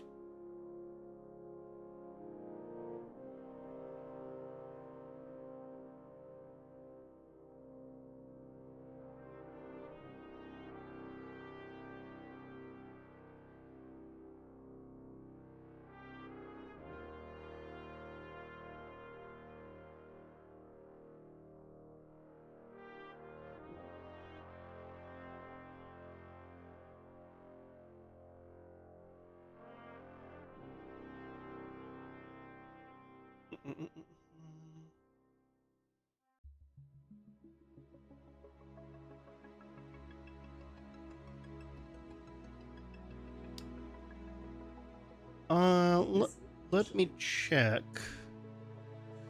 If there's one person that might have an answer, and show this. If there's one person that might have an answer, it's this guy. Copper Code, if you don't know, does basically Unreal Engine but 2D. So he does a lot of Paper CD stuff and other things like that. This is also where I found out about how to use Paper CD and things of that nature. Really great tutorials for that stuff. But I don't think... I just want to see if he has any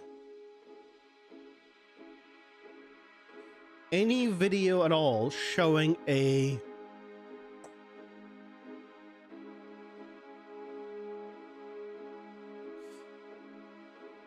.3D or like perspective based, because these are all flat 2D, I can tell. I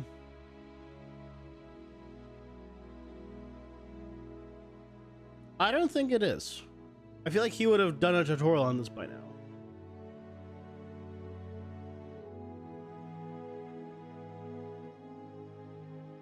Yeah, I'll literally go back to his original ones.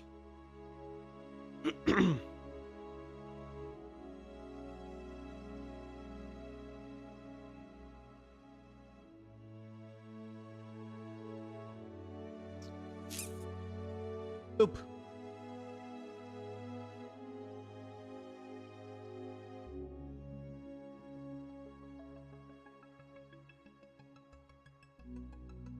Yeah, because there's like these are games like that are made with Unreal, right? And they all use orthographic effectively sprites.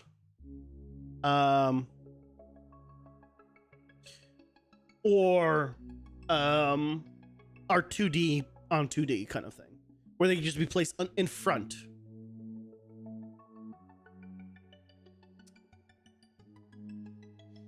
Octopath Traveler, right? There's no perspective here.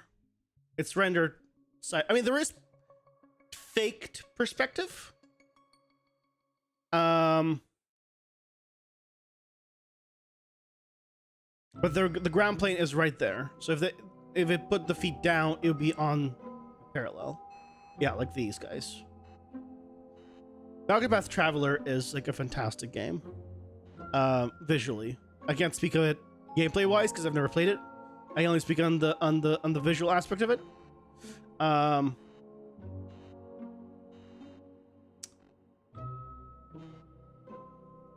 but all of these, none of them have perspective characters.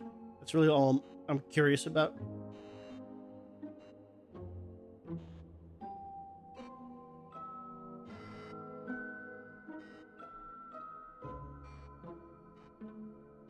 Yeah. Okay. It was worth checking. It was worth checking. It's 4 in the morning for you. Yeah, go to sleep. Well, I appreciate it for the support. Welcome to the Discord. Have you decided on a name for the game yet? So the current name is Spreading Crimson. I have an idea for the main character visual as well. I used Midjourney to kind of come up with some like a concept-ish for the main character. I'd want to do like an actual, like, have an actual person do the concept and do the 3D character. But I do want like a female character, bright red crimson hair, and a combination of like metallic and fabric. Probably sort of akin to Horizon Zero Dawn, if you ever played that, where it's a lot of it, those outfits are like machines and fabric together.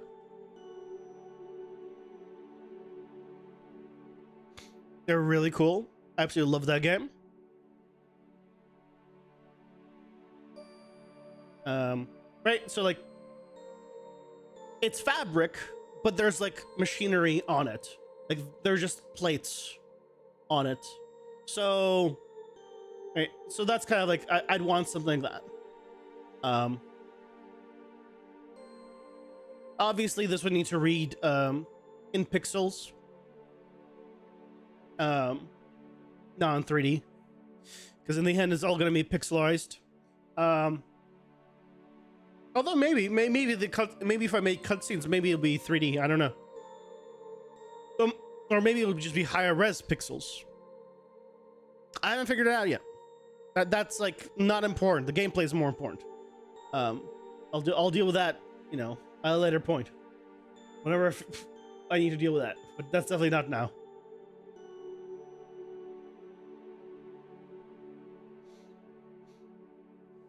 It reminds me of the old PS3 exclusive that never got any traction. I mean, that is very vague, Grace, and welcome in. Hope you're having a lovely day.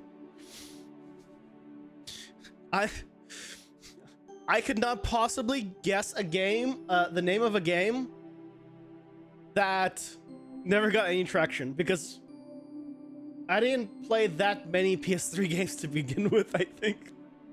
Even if it got traction.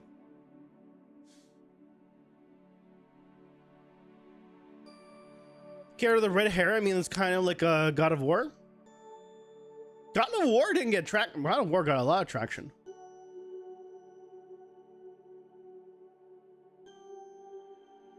Sure thinking God of War when you're saying game that didn't get a lot of traction?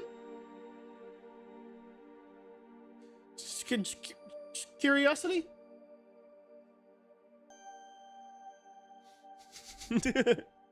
Heavenly Sword, I meant it was like God of War. Oh, okay. That's okay. The game was like God of War. Heavenly Sword. Got it. Okay, that's what it was. Yeah, I've not heard of it. I mean, that's not saying much. Like, it's not like I've heard of every single game, so.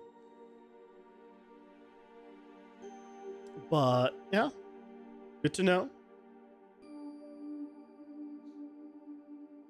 Yeah, the original, originally I had a lot of, I have a lot of blood splatter in the game right now, and I want to keep that, and so I was like, you know what, maybe if I keep that, the red hair kind of makes sense. Like there's just a lot big red theme kind of in that regard, so I was like, cool, let's go with like the red aspect of it.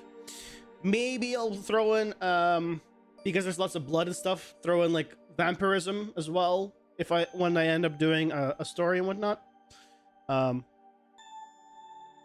But yeah, currently I don't have like a story or anything, because to me, much like Binding of Isaac, you don't need a story to have a good game, but you definitely need a good game, like gameplay, to have a game.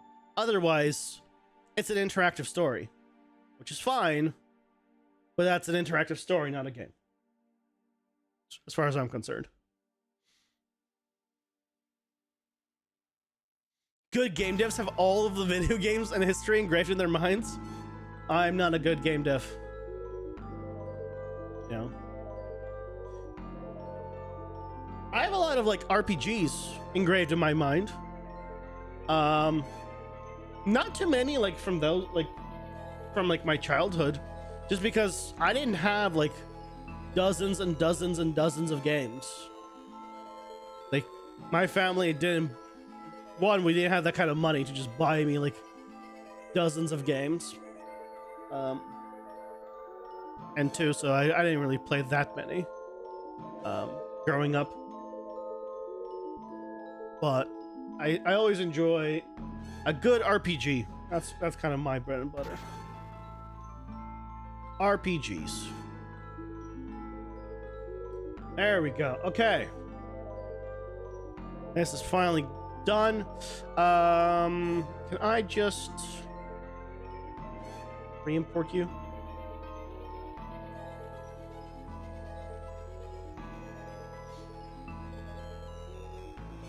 Probably need to remake these flipbooks.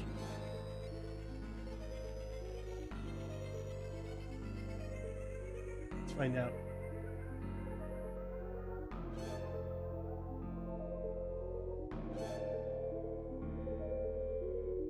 That looks good.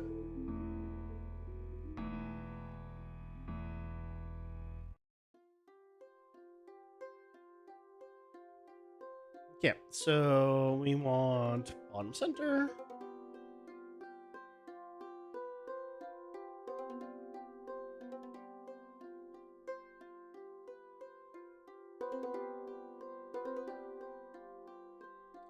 Roll map, green channel.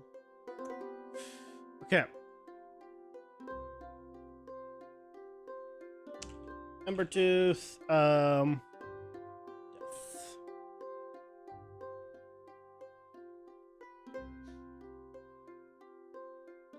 There's our death animations.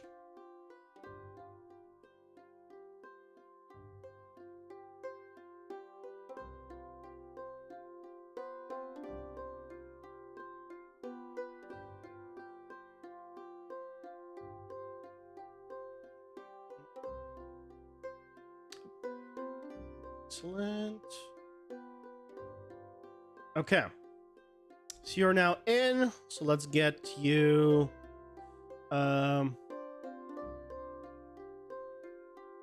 Death. Don't loop. Yeah. So now we can test you.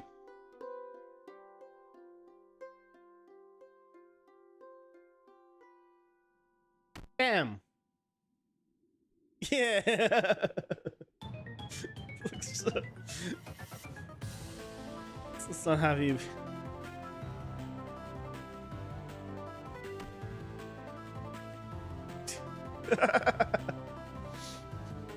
There we go.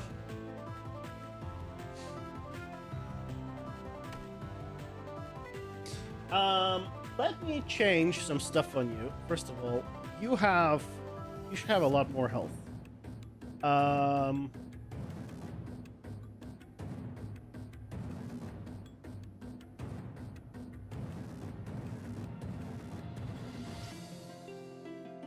Got health, blood. Oh, health too. So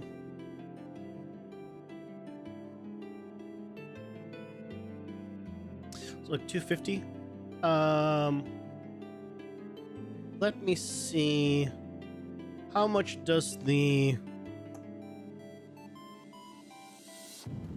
mushroom have? 200. Okay, I'll give you 200 as well.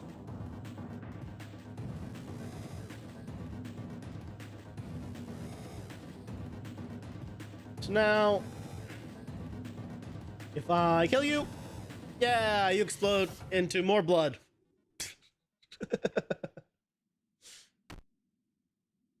That makes more sense for you. I mean, actually, it might be a little too much friction for you. Maybe I'll do a little bit less. Although you are kind of big like the mushroom.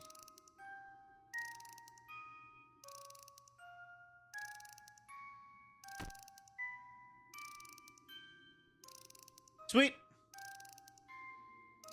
Okay. Death acquired. Weird way of saying that, I guess, but like, death acquired. Okay.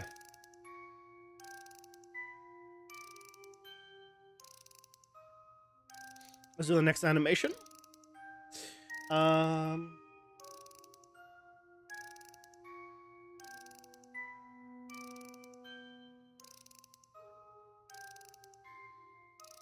Okay. I'll do attacks probably tomorrow altogether. We have the run. Where's the hits? Let's do the hit.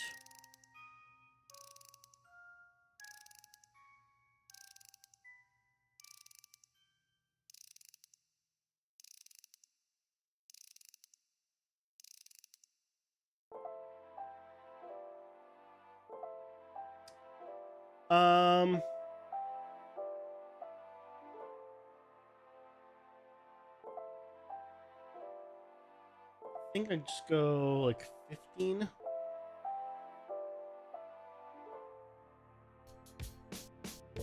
This is a second. No, sorry, this is half a second. Yeah, this is fine. Yeah.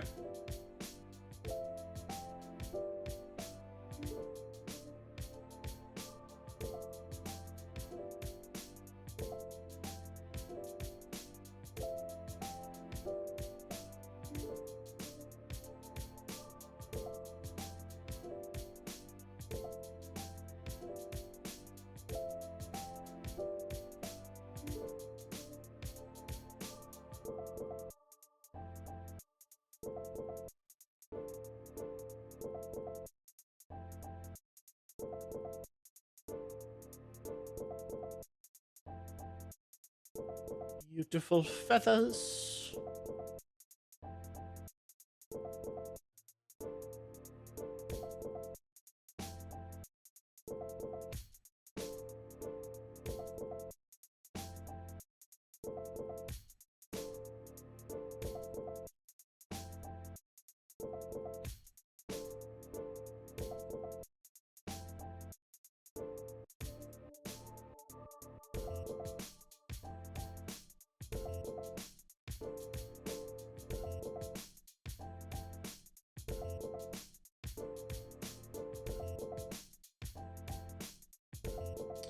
Okay.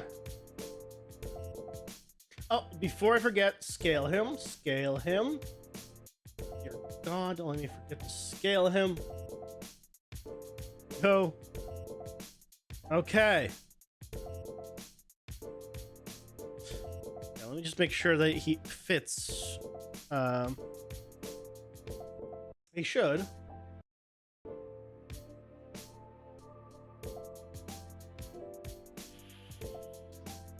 Technically, he doesn't. Because he moves...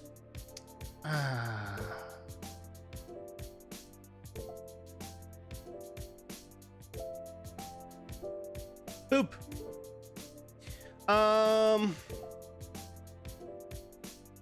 Okay.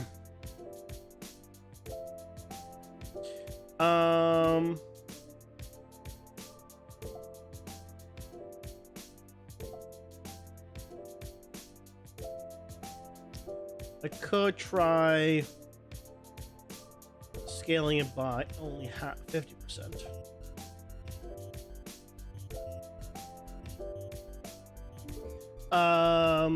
Which makes it 6.6.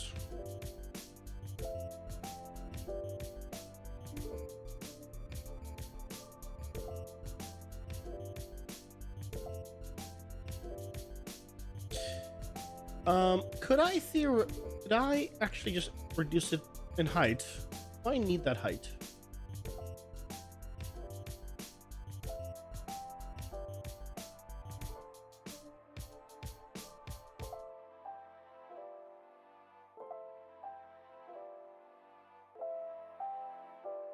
Yes, yes it.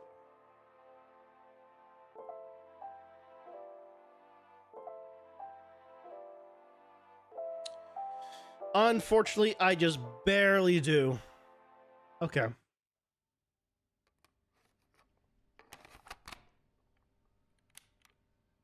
Cool. That takes care of that.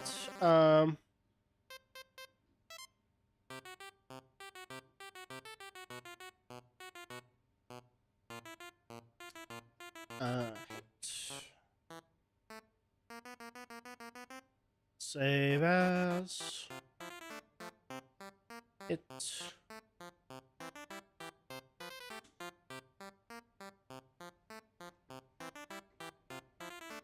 Sweet. Let's render it out.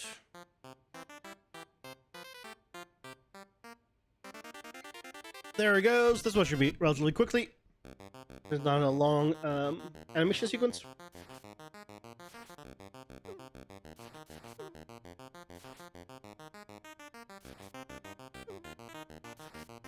Hey, Simran, welcome in. How's it going? Doing well?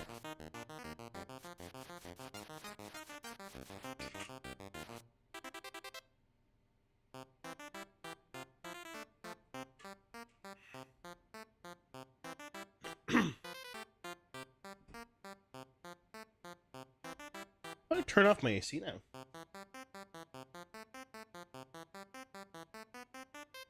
It's working real well.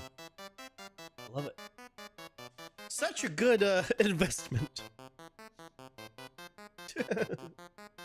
I have an AC. I have in this apartment, but it's just such shit. I had to buy a window AC unit or portable AC unit. Pausing for ads. But it works great. So I'm happy with that. I need to finish installing it though. There's one part of it that I need to figure out what this is for. I think it's just to hold thing in place. The window thing.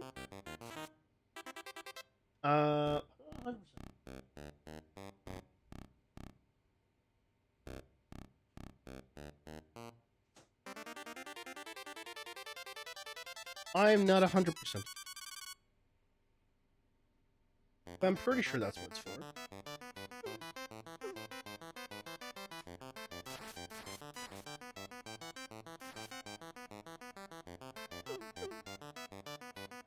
There may still be a gap between the sliding plate kit and the window door frame. And the tape that comes with it rolls off the gap troubles. Yep, so that's what it's for. Yes, it's for the gap. Not Adidas, Gap. How many of you guys will understand that joke?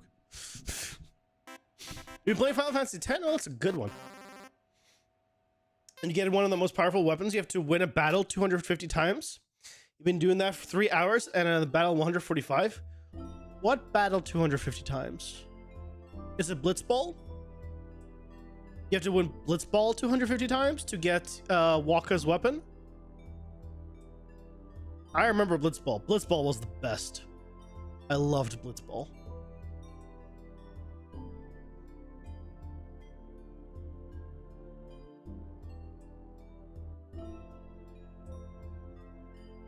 Now look at me go, actually remembering characters from back then.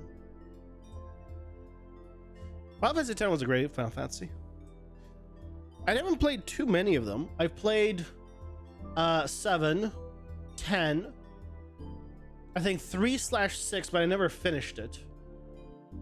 12, which I've tried multiple times, but I've never finished it.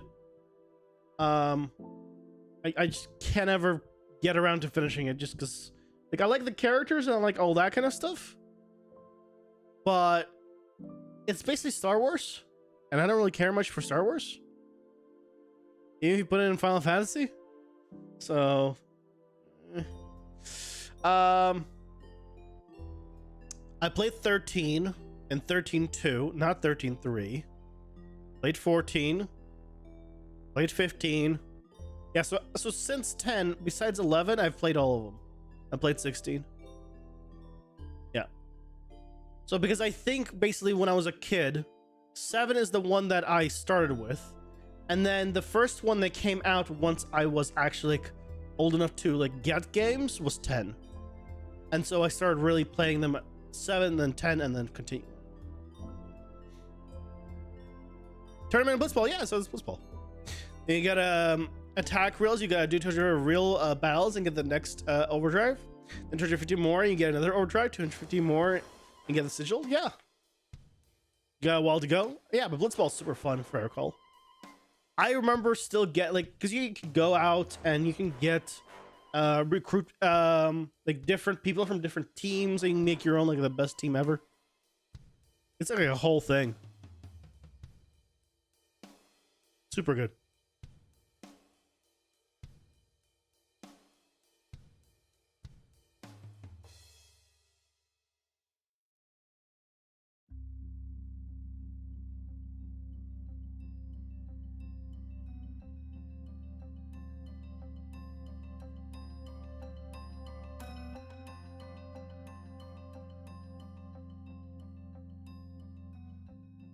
You have Tyus, Waka, Rob, Brother, Wedge, and Miyu.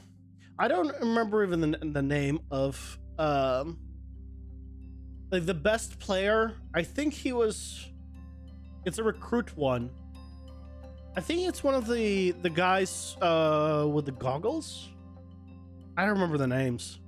Like of the like the side ones. I just remember playing it.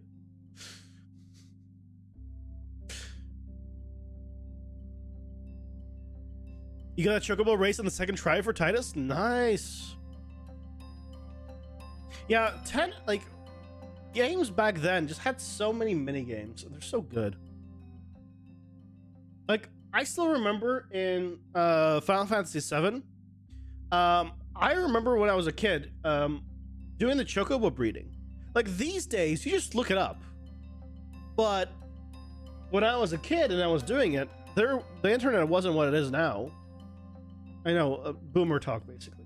And so like if you wanted to figure out like how do you breed chocobos to get like the mountain chocobos, and how do you get like the golden chocobo later to get the Knights of the Round Table and whatnot, like you had to like experiment. It was like a whole thing.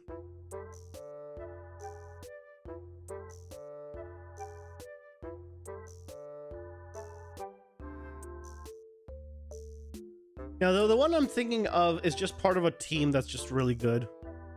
I don't think he was related to anybody. He was just a good player, like stat-wise. But it's been so long, I mean, maybe he was related to somebody.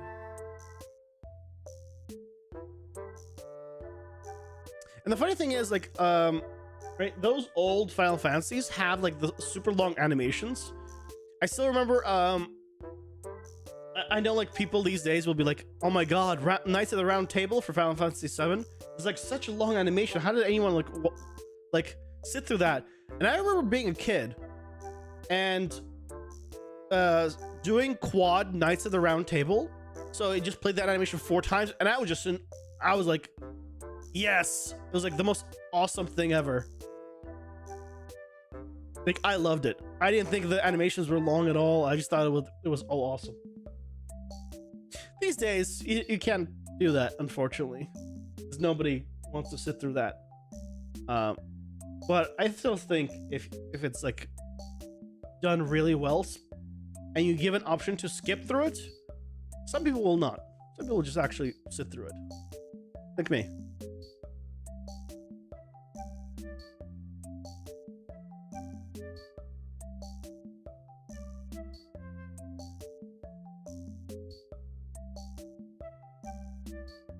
What's all this blue-purple character stuff? What's all this blue-purple? I don't know what you're talking about.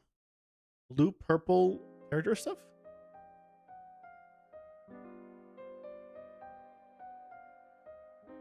You're gonna have to elaborate on that one, my good sir.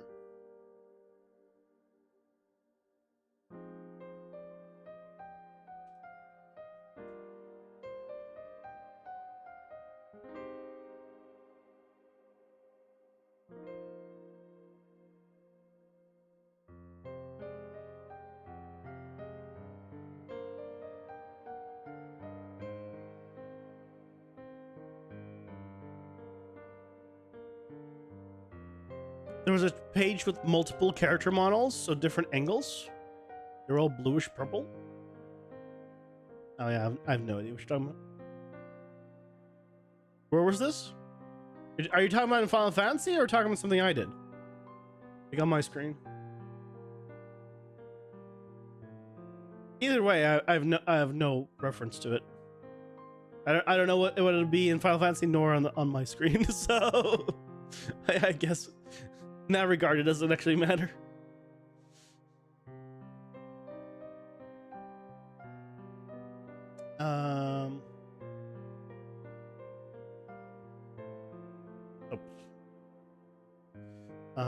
You.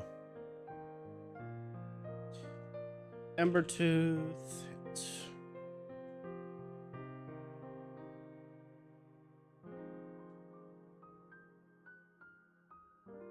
We just had the thingy open.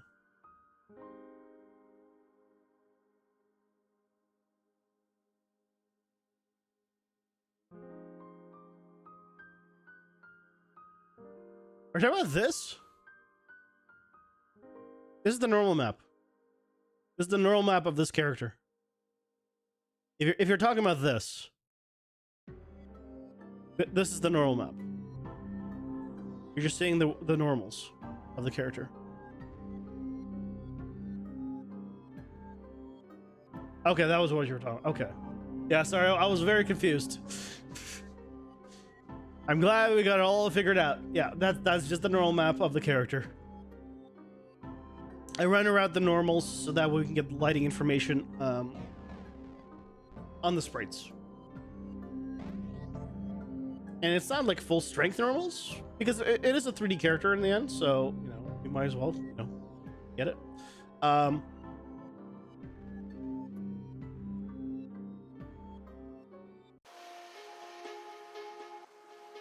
Don't do. So if I go ahead and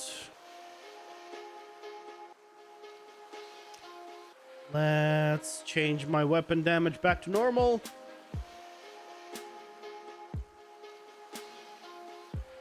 So now I can go ahead and hit you once.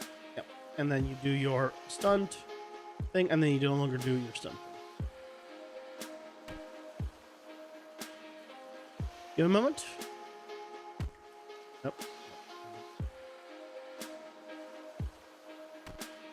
Yeah. Okay, cool. It works. Oh yeah, what's going on with this? Oh, there we go. It works now. Teleport works now. Why didn't it work on the other one? Oh, it's because it didn't work on the other one because on my in the hub, I'm pretty sure it's set to be movable for the ground, isn't it? Hub. Yeah, it's movable. Let's change it to static. So now, if I do this, I should be able to do. Yeah, there we go. To test it. Now the teleport works.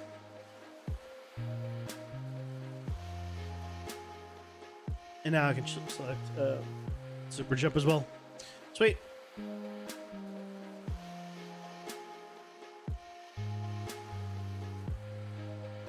Oh, but right, but this doesn't maintain. Right, I haven't made it so it maintains it.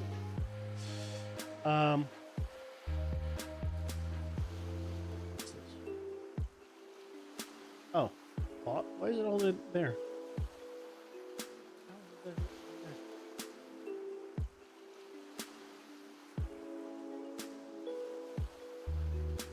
Odd.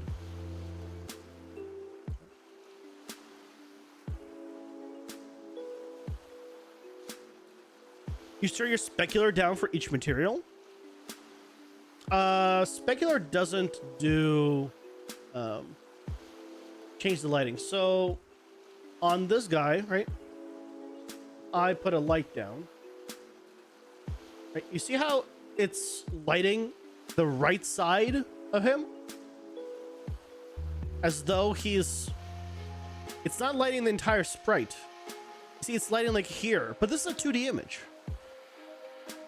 It's lighting as though the light is where it is in 3D space, and the right side of him isn't lit, even though this is a sprite. This is 2D. Without the normal map, you can't do this.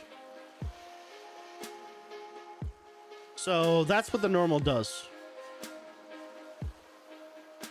It allows for stuff like this. And if I like do super high, right, you get like, you can see, you can get like real grim light effectively.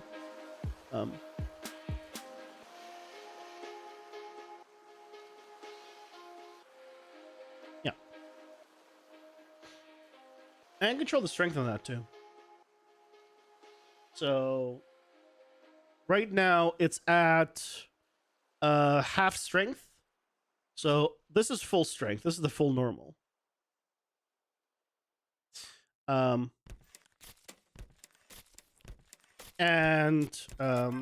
This is no normal.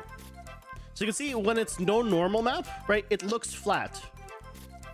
This doesn't do anything. This is just, you can see how it affects, right? It's just flat. There's none of that information there. But as soon as you have like a bit of that 3D-ness, basically, it adds a lot. So so this is full, this is none, and I do half. And so now lights and like where he is in 3D space is affected by things, because again, like if I made this light a color, you can see it is lit. He is being lit as though from that color. Again, I can put it behind him. Let's say it was a really strong light, right? You can see, even though technically it is behind his sprite, but it knows that, hey, these are facing that way and it's being rimlit.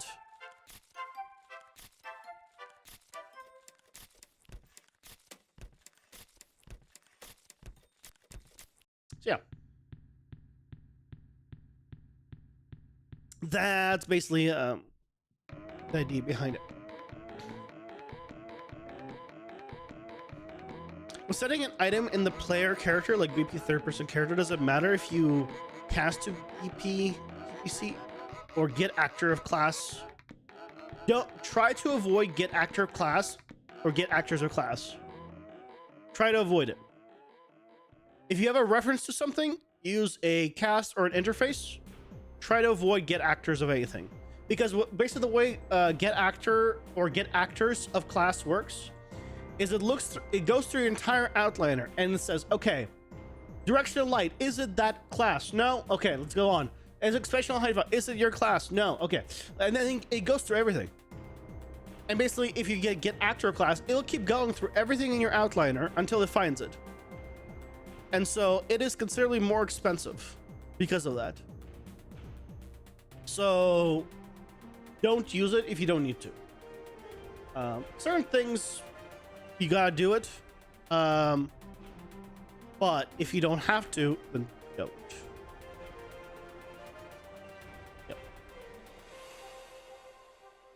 No, the camera always faces the same way. So this is always the camera angle.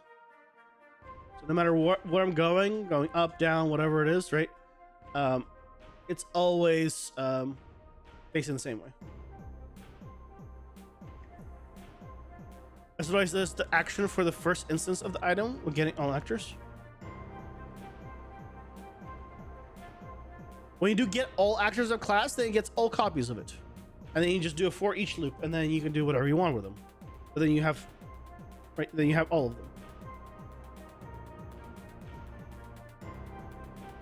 So, but if you could do a cast, that means you already have a reference for it. And depends on what you're doing. It might be better to do an interface if you plan to use it on other places as well.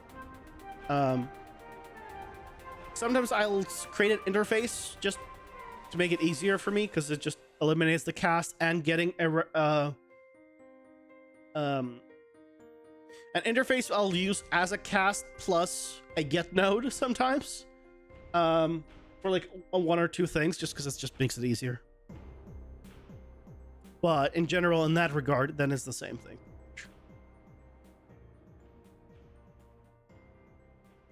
Effectively. Okay.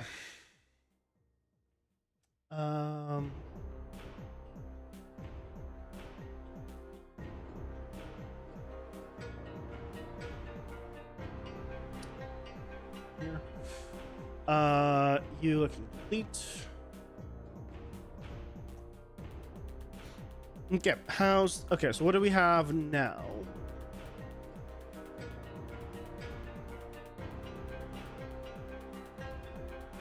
But before you made it a variable, you had 3 enemies of the same blueprint. When attacking enemy 3, it would react to enemy 1. Yeah, I'm not sure how you managed to do that. Because when you attack something, at least the way I do it, you line trace and you use an interface. I guess you could cast technically, but do one of those two. And it sends the information to that blueprint that you hit. It doesn't send it to anything else, so no one else knows about this.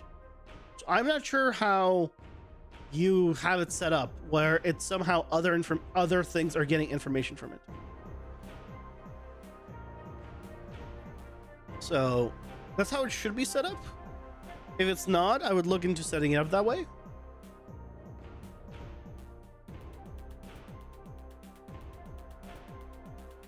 But yeah, no character should get any information it doesn't need.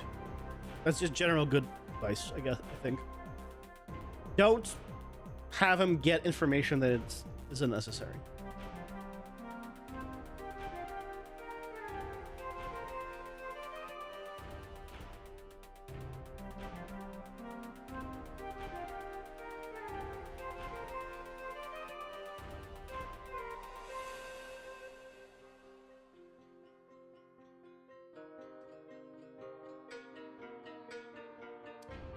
All right, this is the annoying one.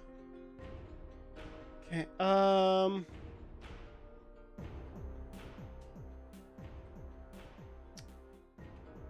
8 here, 4.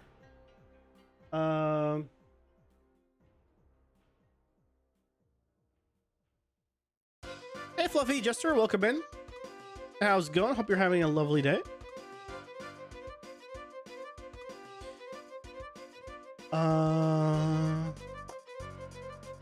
Why do you go down here? Why did they make your animation do this?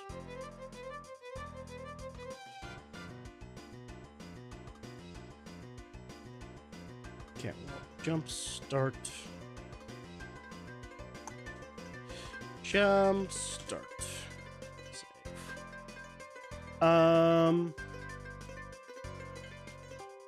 Animation. Is it your root?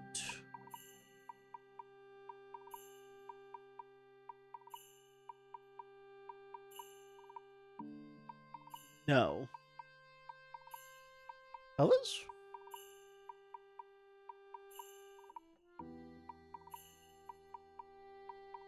Yes. Okay.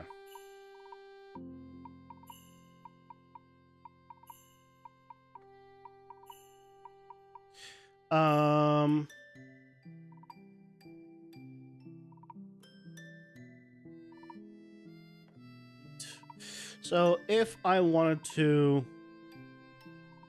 I need to move him up.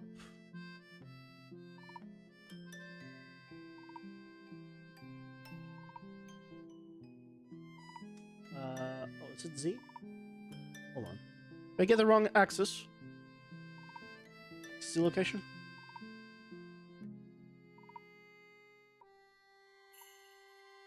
Did I delete the wrong one?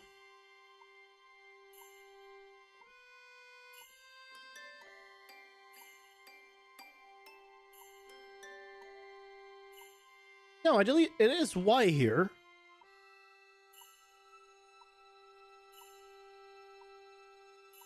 I just need to offset Z for some reason.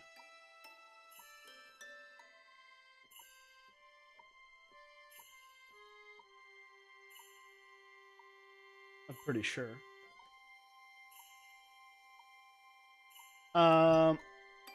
This is the root. I'm modifying pelvis. You.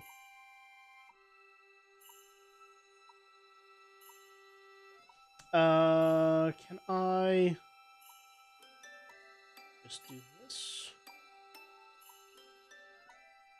Will you stay? No, of course not. What am I doing?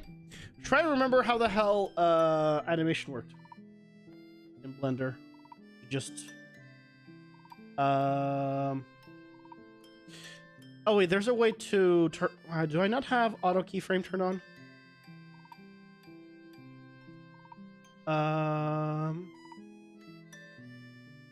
Or do I turn on auto keyframe?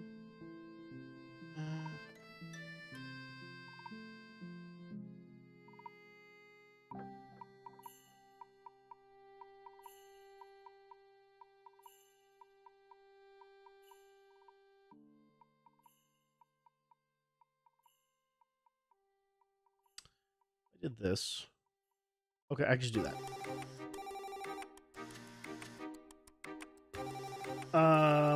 I Shift I? Wait, what? What did... Okay. Why did it not... Okay. This... The hotkey here is I. Okay, whatever. Do it manually.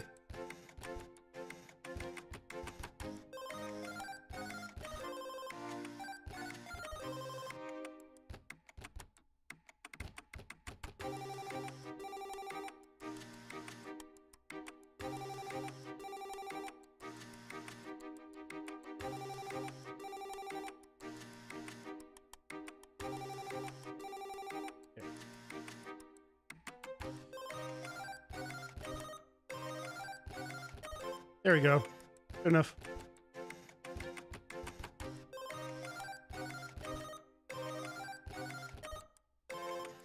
This one could go a little higher.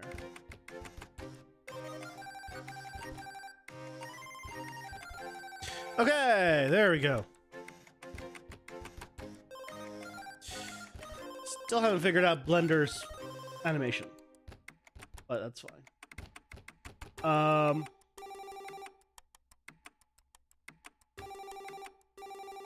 Let's get all of the materials back on here.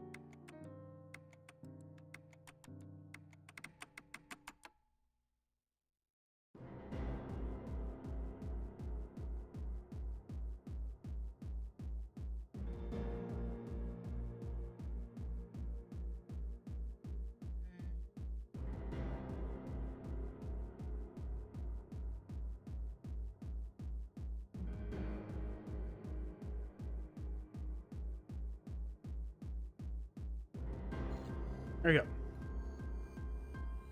Oh yeah, just scale him before I forget.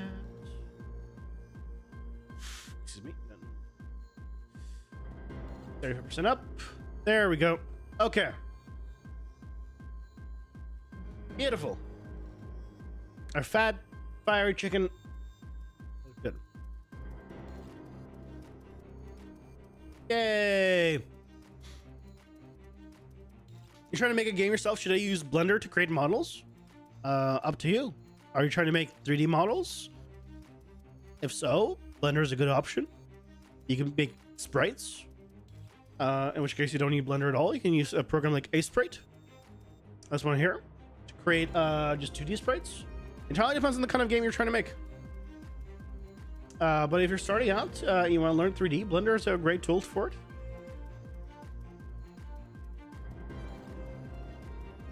Yeah. It will get you what you want.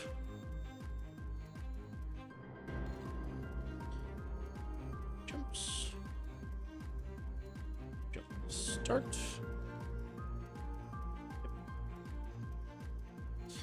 Okay. Basically, I'm using Blender. I'm primarily a Maya person, but I've been starting to learn Blender to because it's free and it's considerably better than Maya, in my opinion. It's just a matter of knowing where things are. There you go. For example, like right now, I'm rendering out all 8 directions of this animation in one go. So that way I don't need to actually manually render out each one separately. Ads are here. Pausing for ads.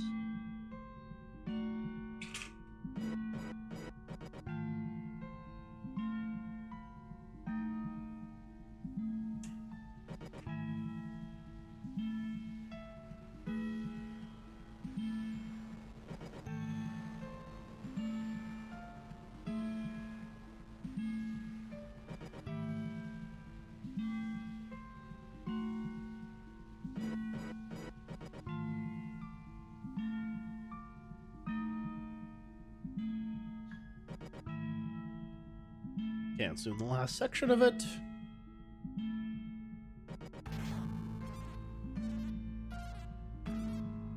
Okay, that's all done. Let's do the neural map. Go. In the meantime, rename this.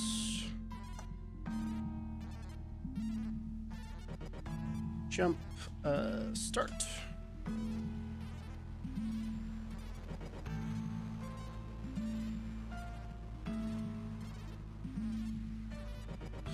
There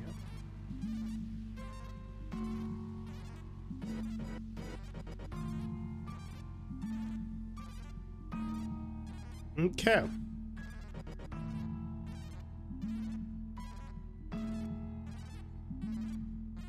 It's a pretty short one, right? Yeah, 5 frames. Oh, how convenient. I love it when things are just very easy.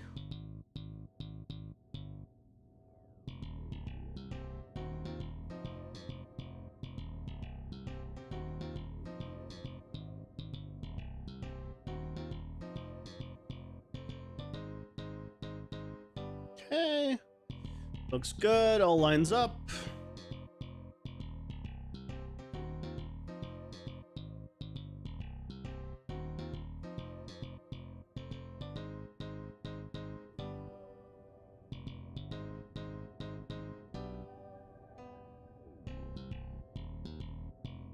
Okay.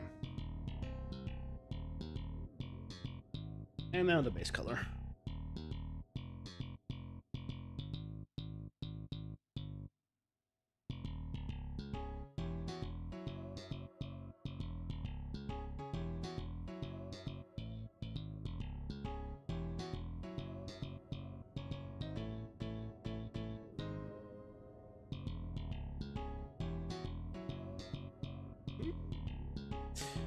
Okay.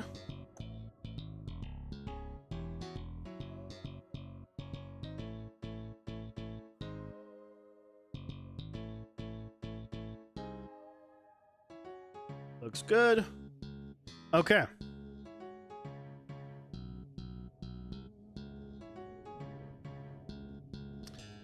Let's get our Ember Tooth.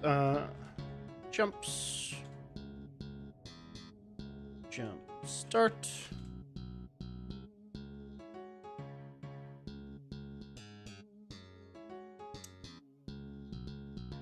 There he goes. Okay.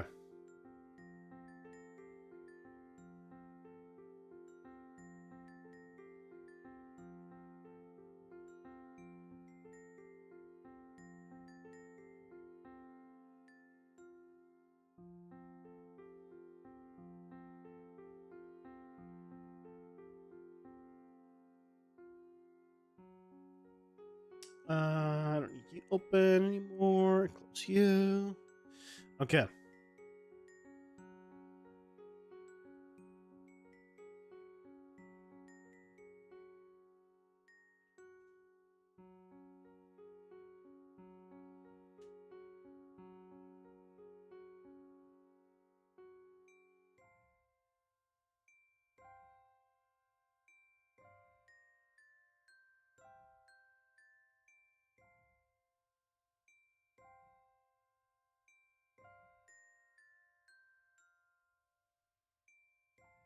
Looks good. So we can go here. For start, jump start here. And here.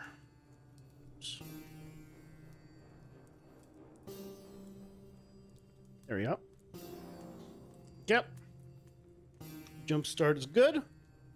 Go to the next one.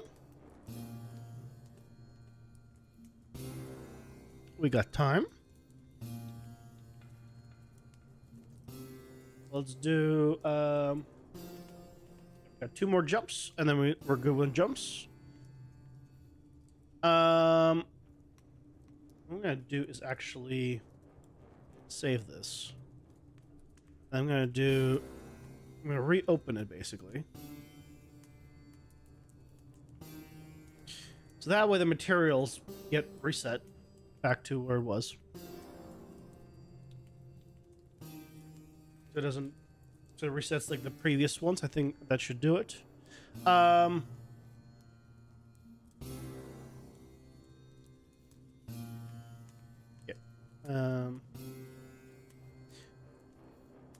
Do landfall. Let's do land. Port. Save as.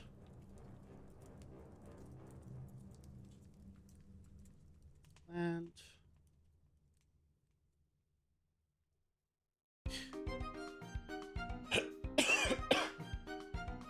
Excuse me.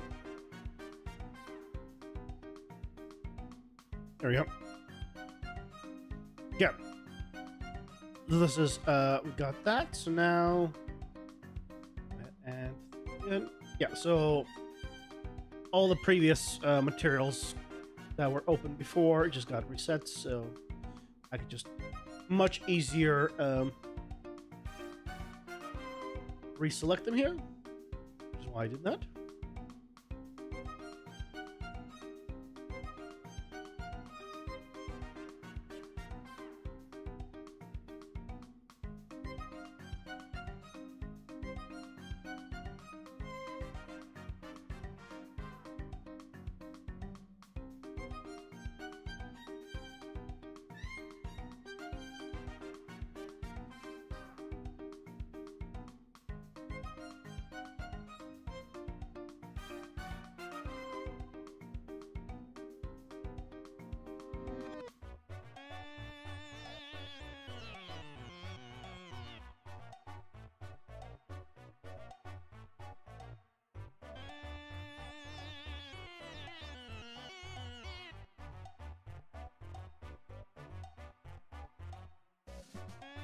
Okay, make sure you're scaled.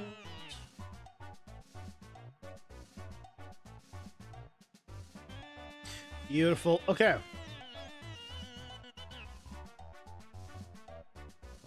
Looks good. I think we don't need to worry about... Yeah, I don't think we need to worry about it rotating out of place.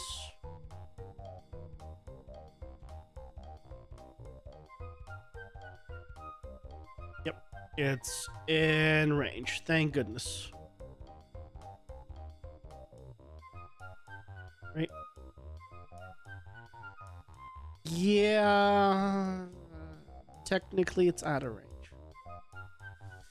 Yeah.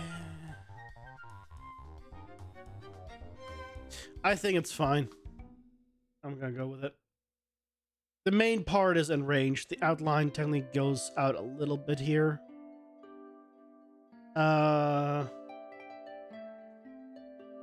It's fine. It's fine.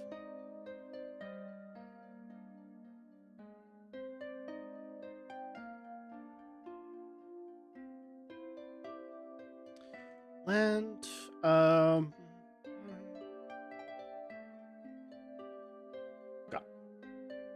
Go render. Yeah.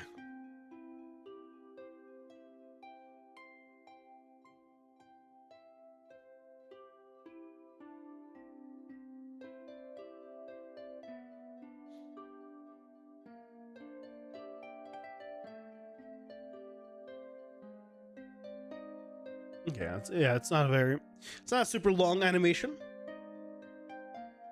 Thankfully.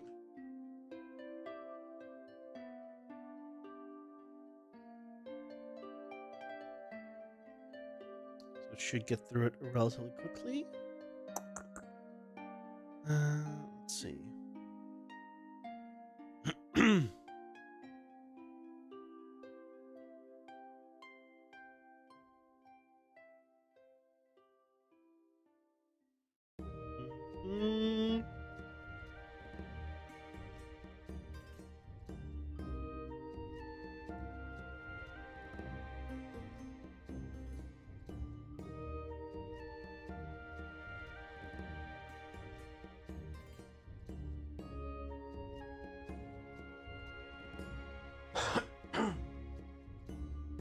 Excuse me. Yeah, we're halfway done on this one. Excellent. Hopefully the last one, which is the in-air one, is going to be a little shorter. I think the longest one is the landing, though. So, fingers crossed.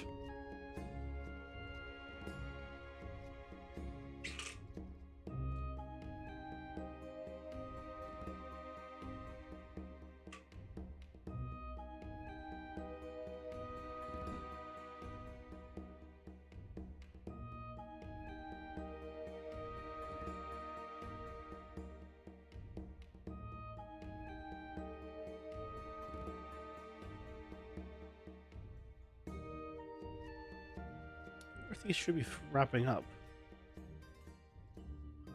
Yeah, there's east. Okay. Yeah, we got east and southeast to go, and then we're good.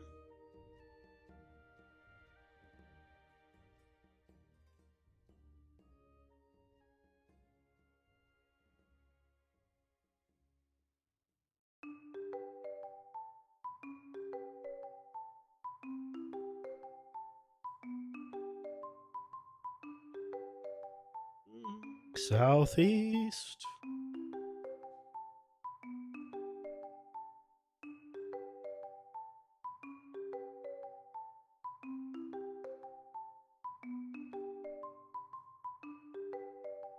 Yeah. All done. So now we can do the normal map, just super fast. Bam, go. You, we can rename in the meantime. Just jump. Land.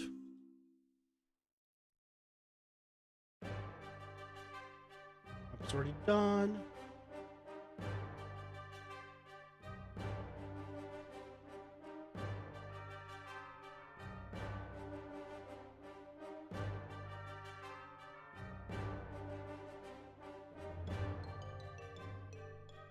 Yeah.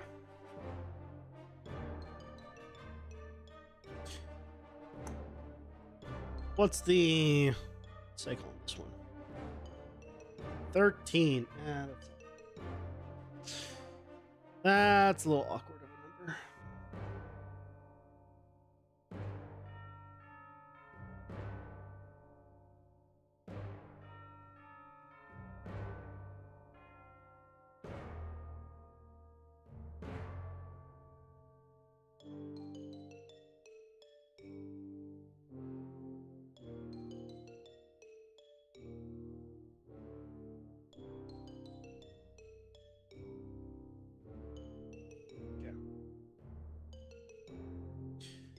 number. Looks good.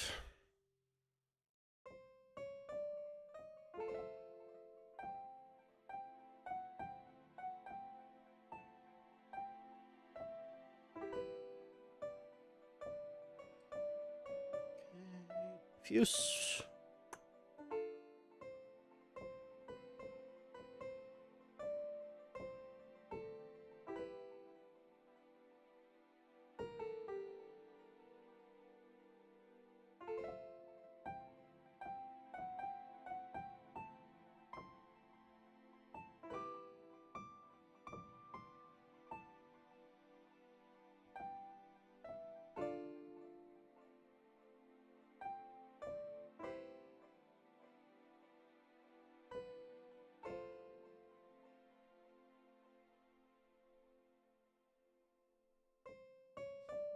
Yeah. Yep, all lines up. Beautiful.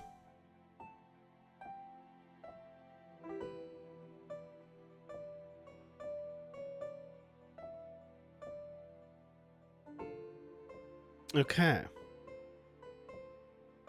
Um.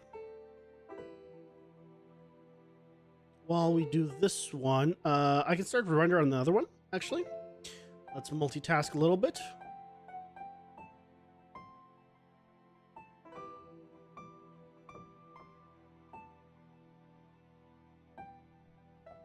So I'll go ahead and import the last one we need is the fall, which is in the in-air version. Fall. Okay. This one is how long? Ooh, 52.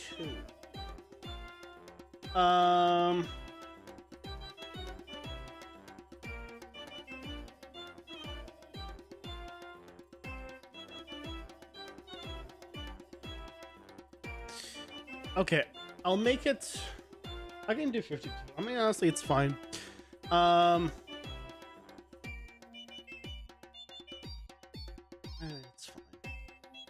fine. We had longer.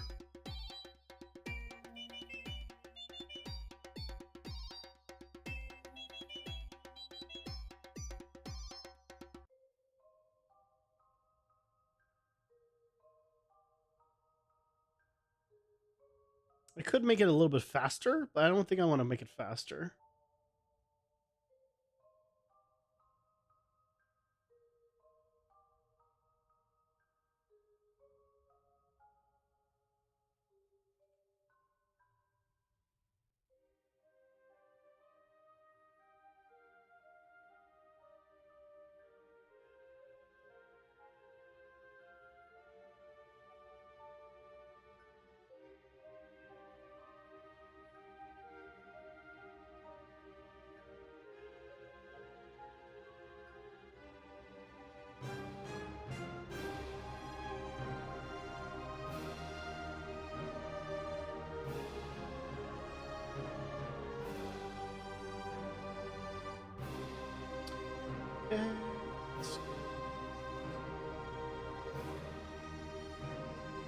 Okay. Let me just check that it fits.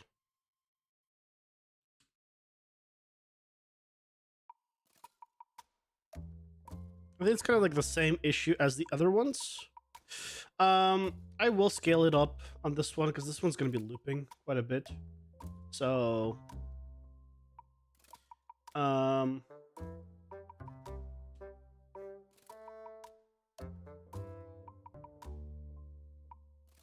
so for this one, I need to do 6.6. Yep. Okay, that will take care of that.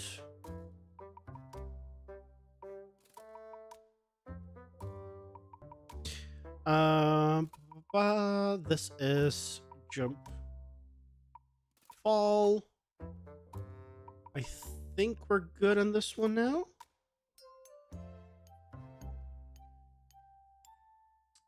Okay.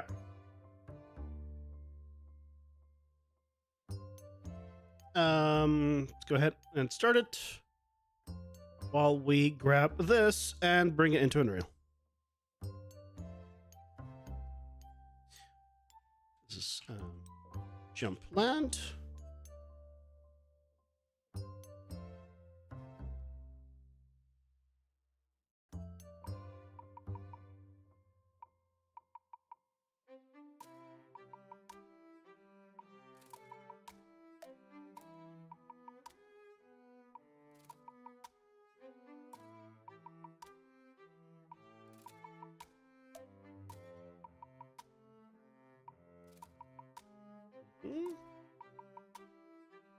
Okay.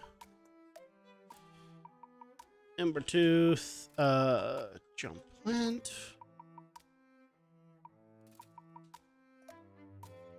Almost done with the entire jump setup. Sweet.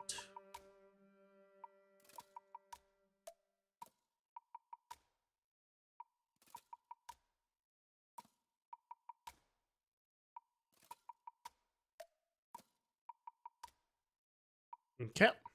There's our land. So now we can go in here and we the land here. Jump land. Perfect. Okay. So all thing left to do get in here is the jump, because we've done all of the other ones, right? This one, yep, that's in.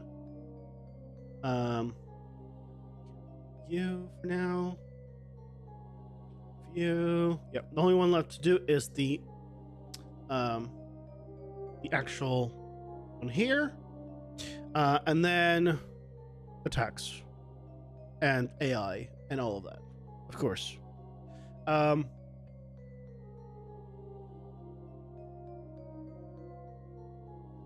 Yeah, this one's taking a while, so good thing I decided to click render on this one first. But thankfully, this is the last one.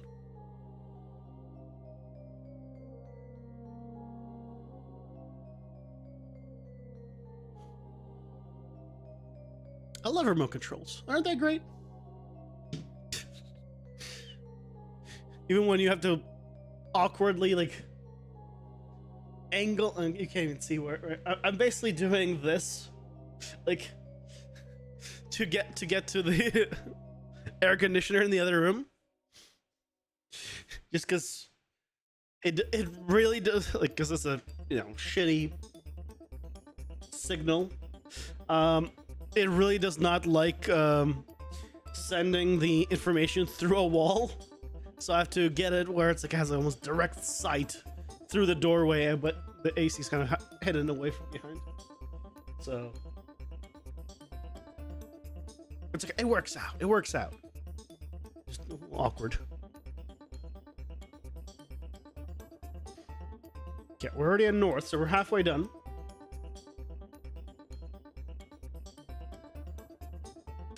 Well, that's going. I'm gonna close these.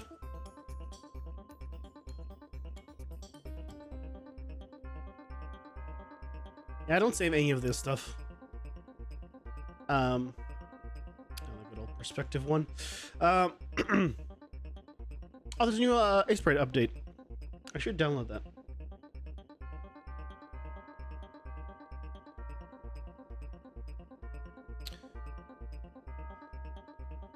Probably won't use any of the new features, but still should. Okay,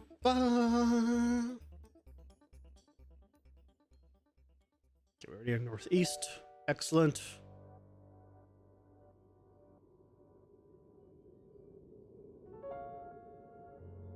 Okay, well that's going.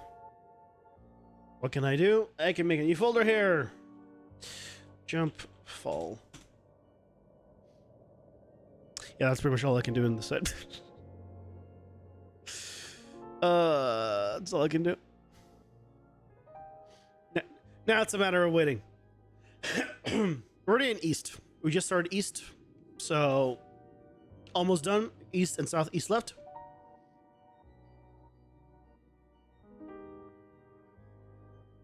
And then we're all set.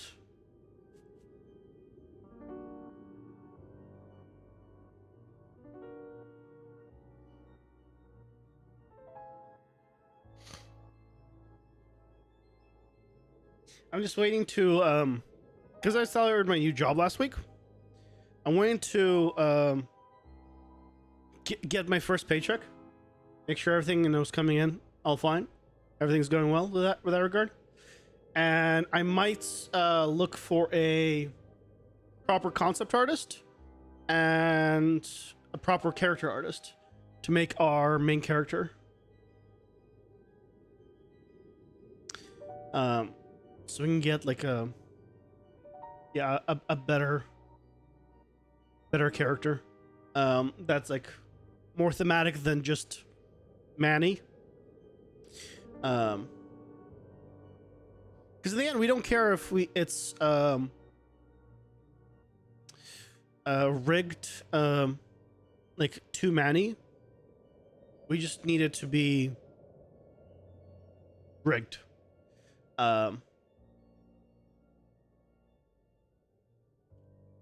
It's all done.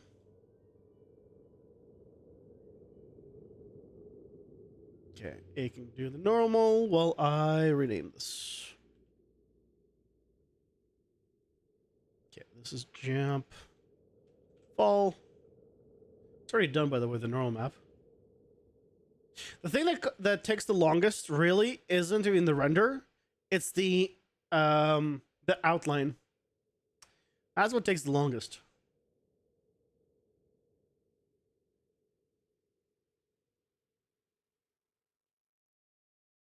This freestyle.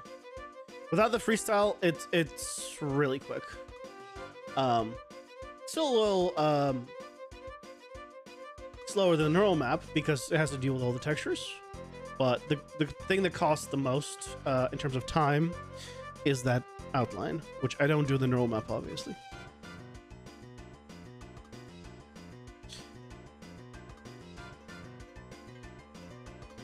Okay.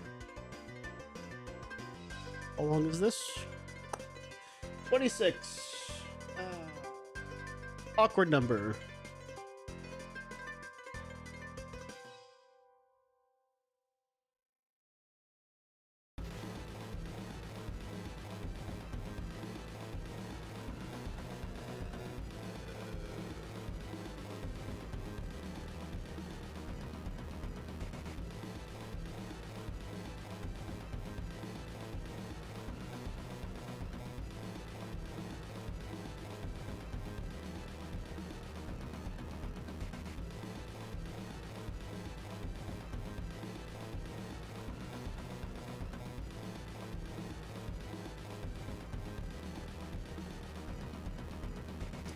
Okay, yep, got them all right.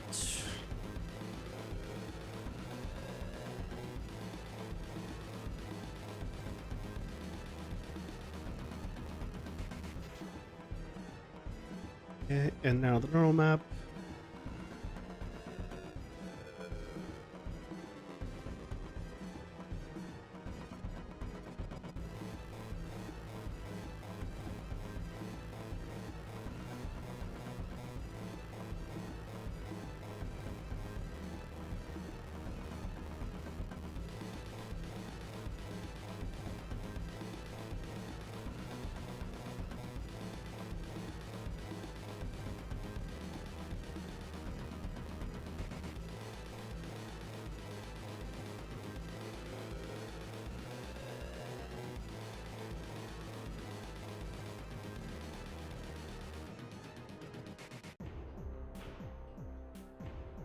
Okay.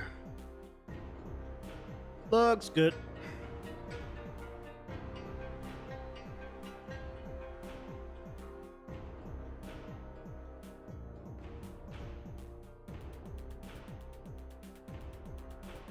Okay. All saved.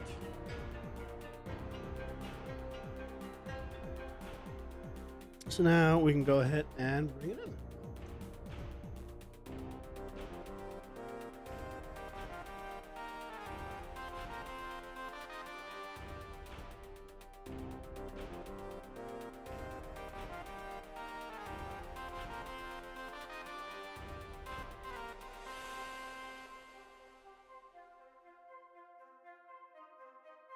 I love the fact that it just creates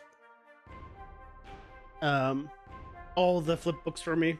My expert spreadsheet from Sprite. It's such a great addition. Like, that's built into Unreal. Don't need to do anything special for that.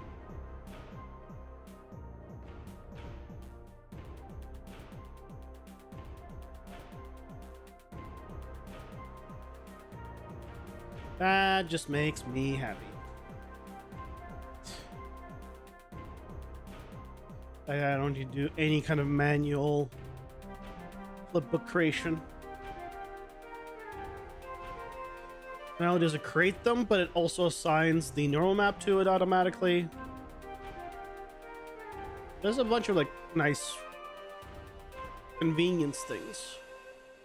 Technically, I probably should have moved him up a little bit to not cut the feet off. Whatever. Ads are here. Pausing Nope. for ads. That's him. Okay, I'll wait for ads and then we'll get the jump in here.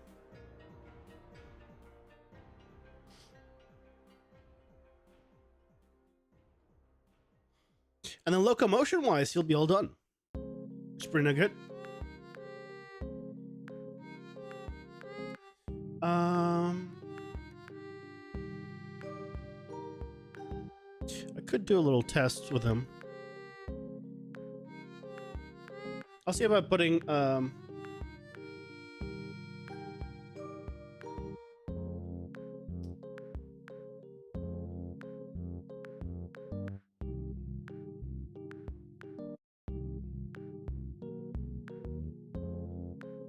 there we go. I already have the jump thing, so yeah, we can test it already.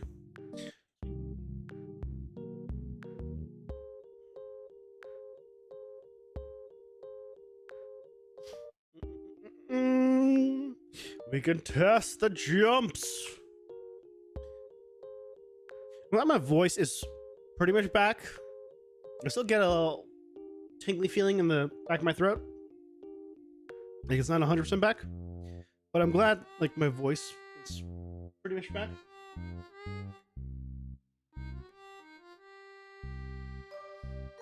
Turning off the AC. Considering without the portable AC, it was getting up to 78 in here, and right now it's like, I mean the AC sensor says 69, nice, but I don't think it's actually 69 like where I am, right there. Okay, we want jump fall here, and it's gonna be looping. So now, don't have him be elite. When he's elite, he's bigger and he's red. Right, but if we come here, yeah, like it's very short, but you can see where he's still he's doing the actual animation for the jump. The landing one isn't very used, just because he immediately goes into the walking. But if he was to land and not move, then he would go like there, like for me. Right, I do the land, but if I was to continue moving, then I immediately just go into the run animation. He doesn't play it. You still at it? Yeah. Yep. We just finished all the locomotion stuff. So next up will be the attacks. So tomorrow, the plan will be to create the flamethrower animation and set that up at the very least, because that's gonna be his thing. He's gonna be shooting a flamethrower, so we're going to create a flamethrower blueprint, set that up, set the effect up, and figure out how the hell I want to how the hell I want to actually trace that. It might just be a sphere trace.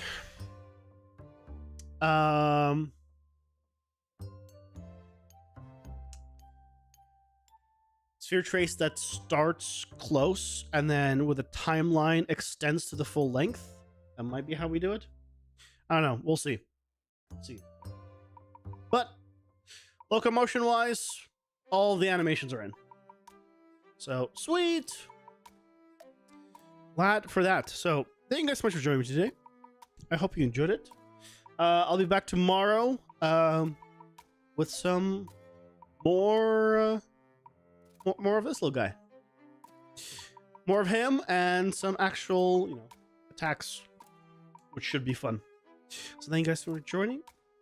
Back tomorrow at 6:30 Pacific. See you guys then. Take care, everyone. Bye-bye.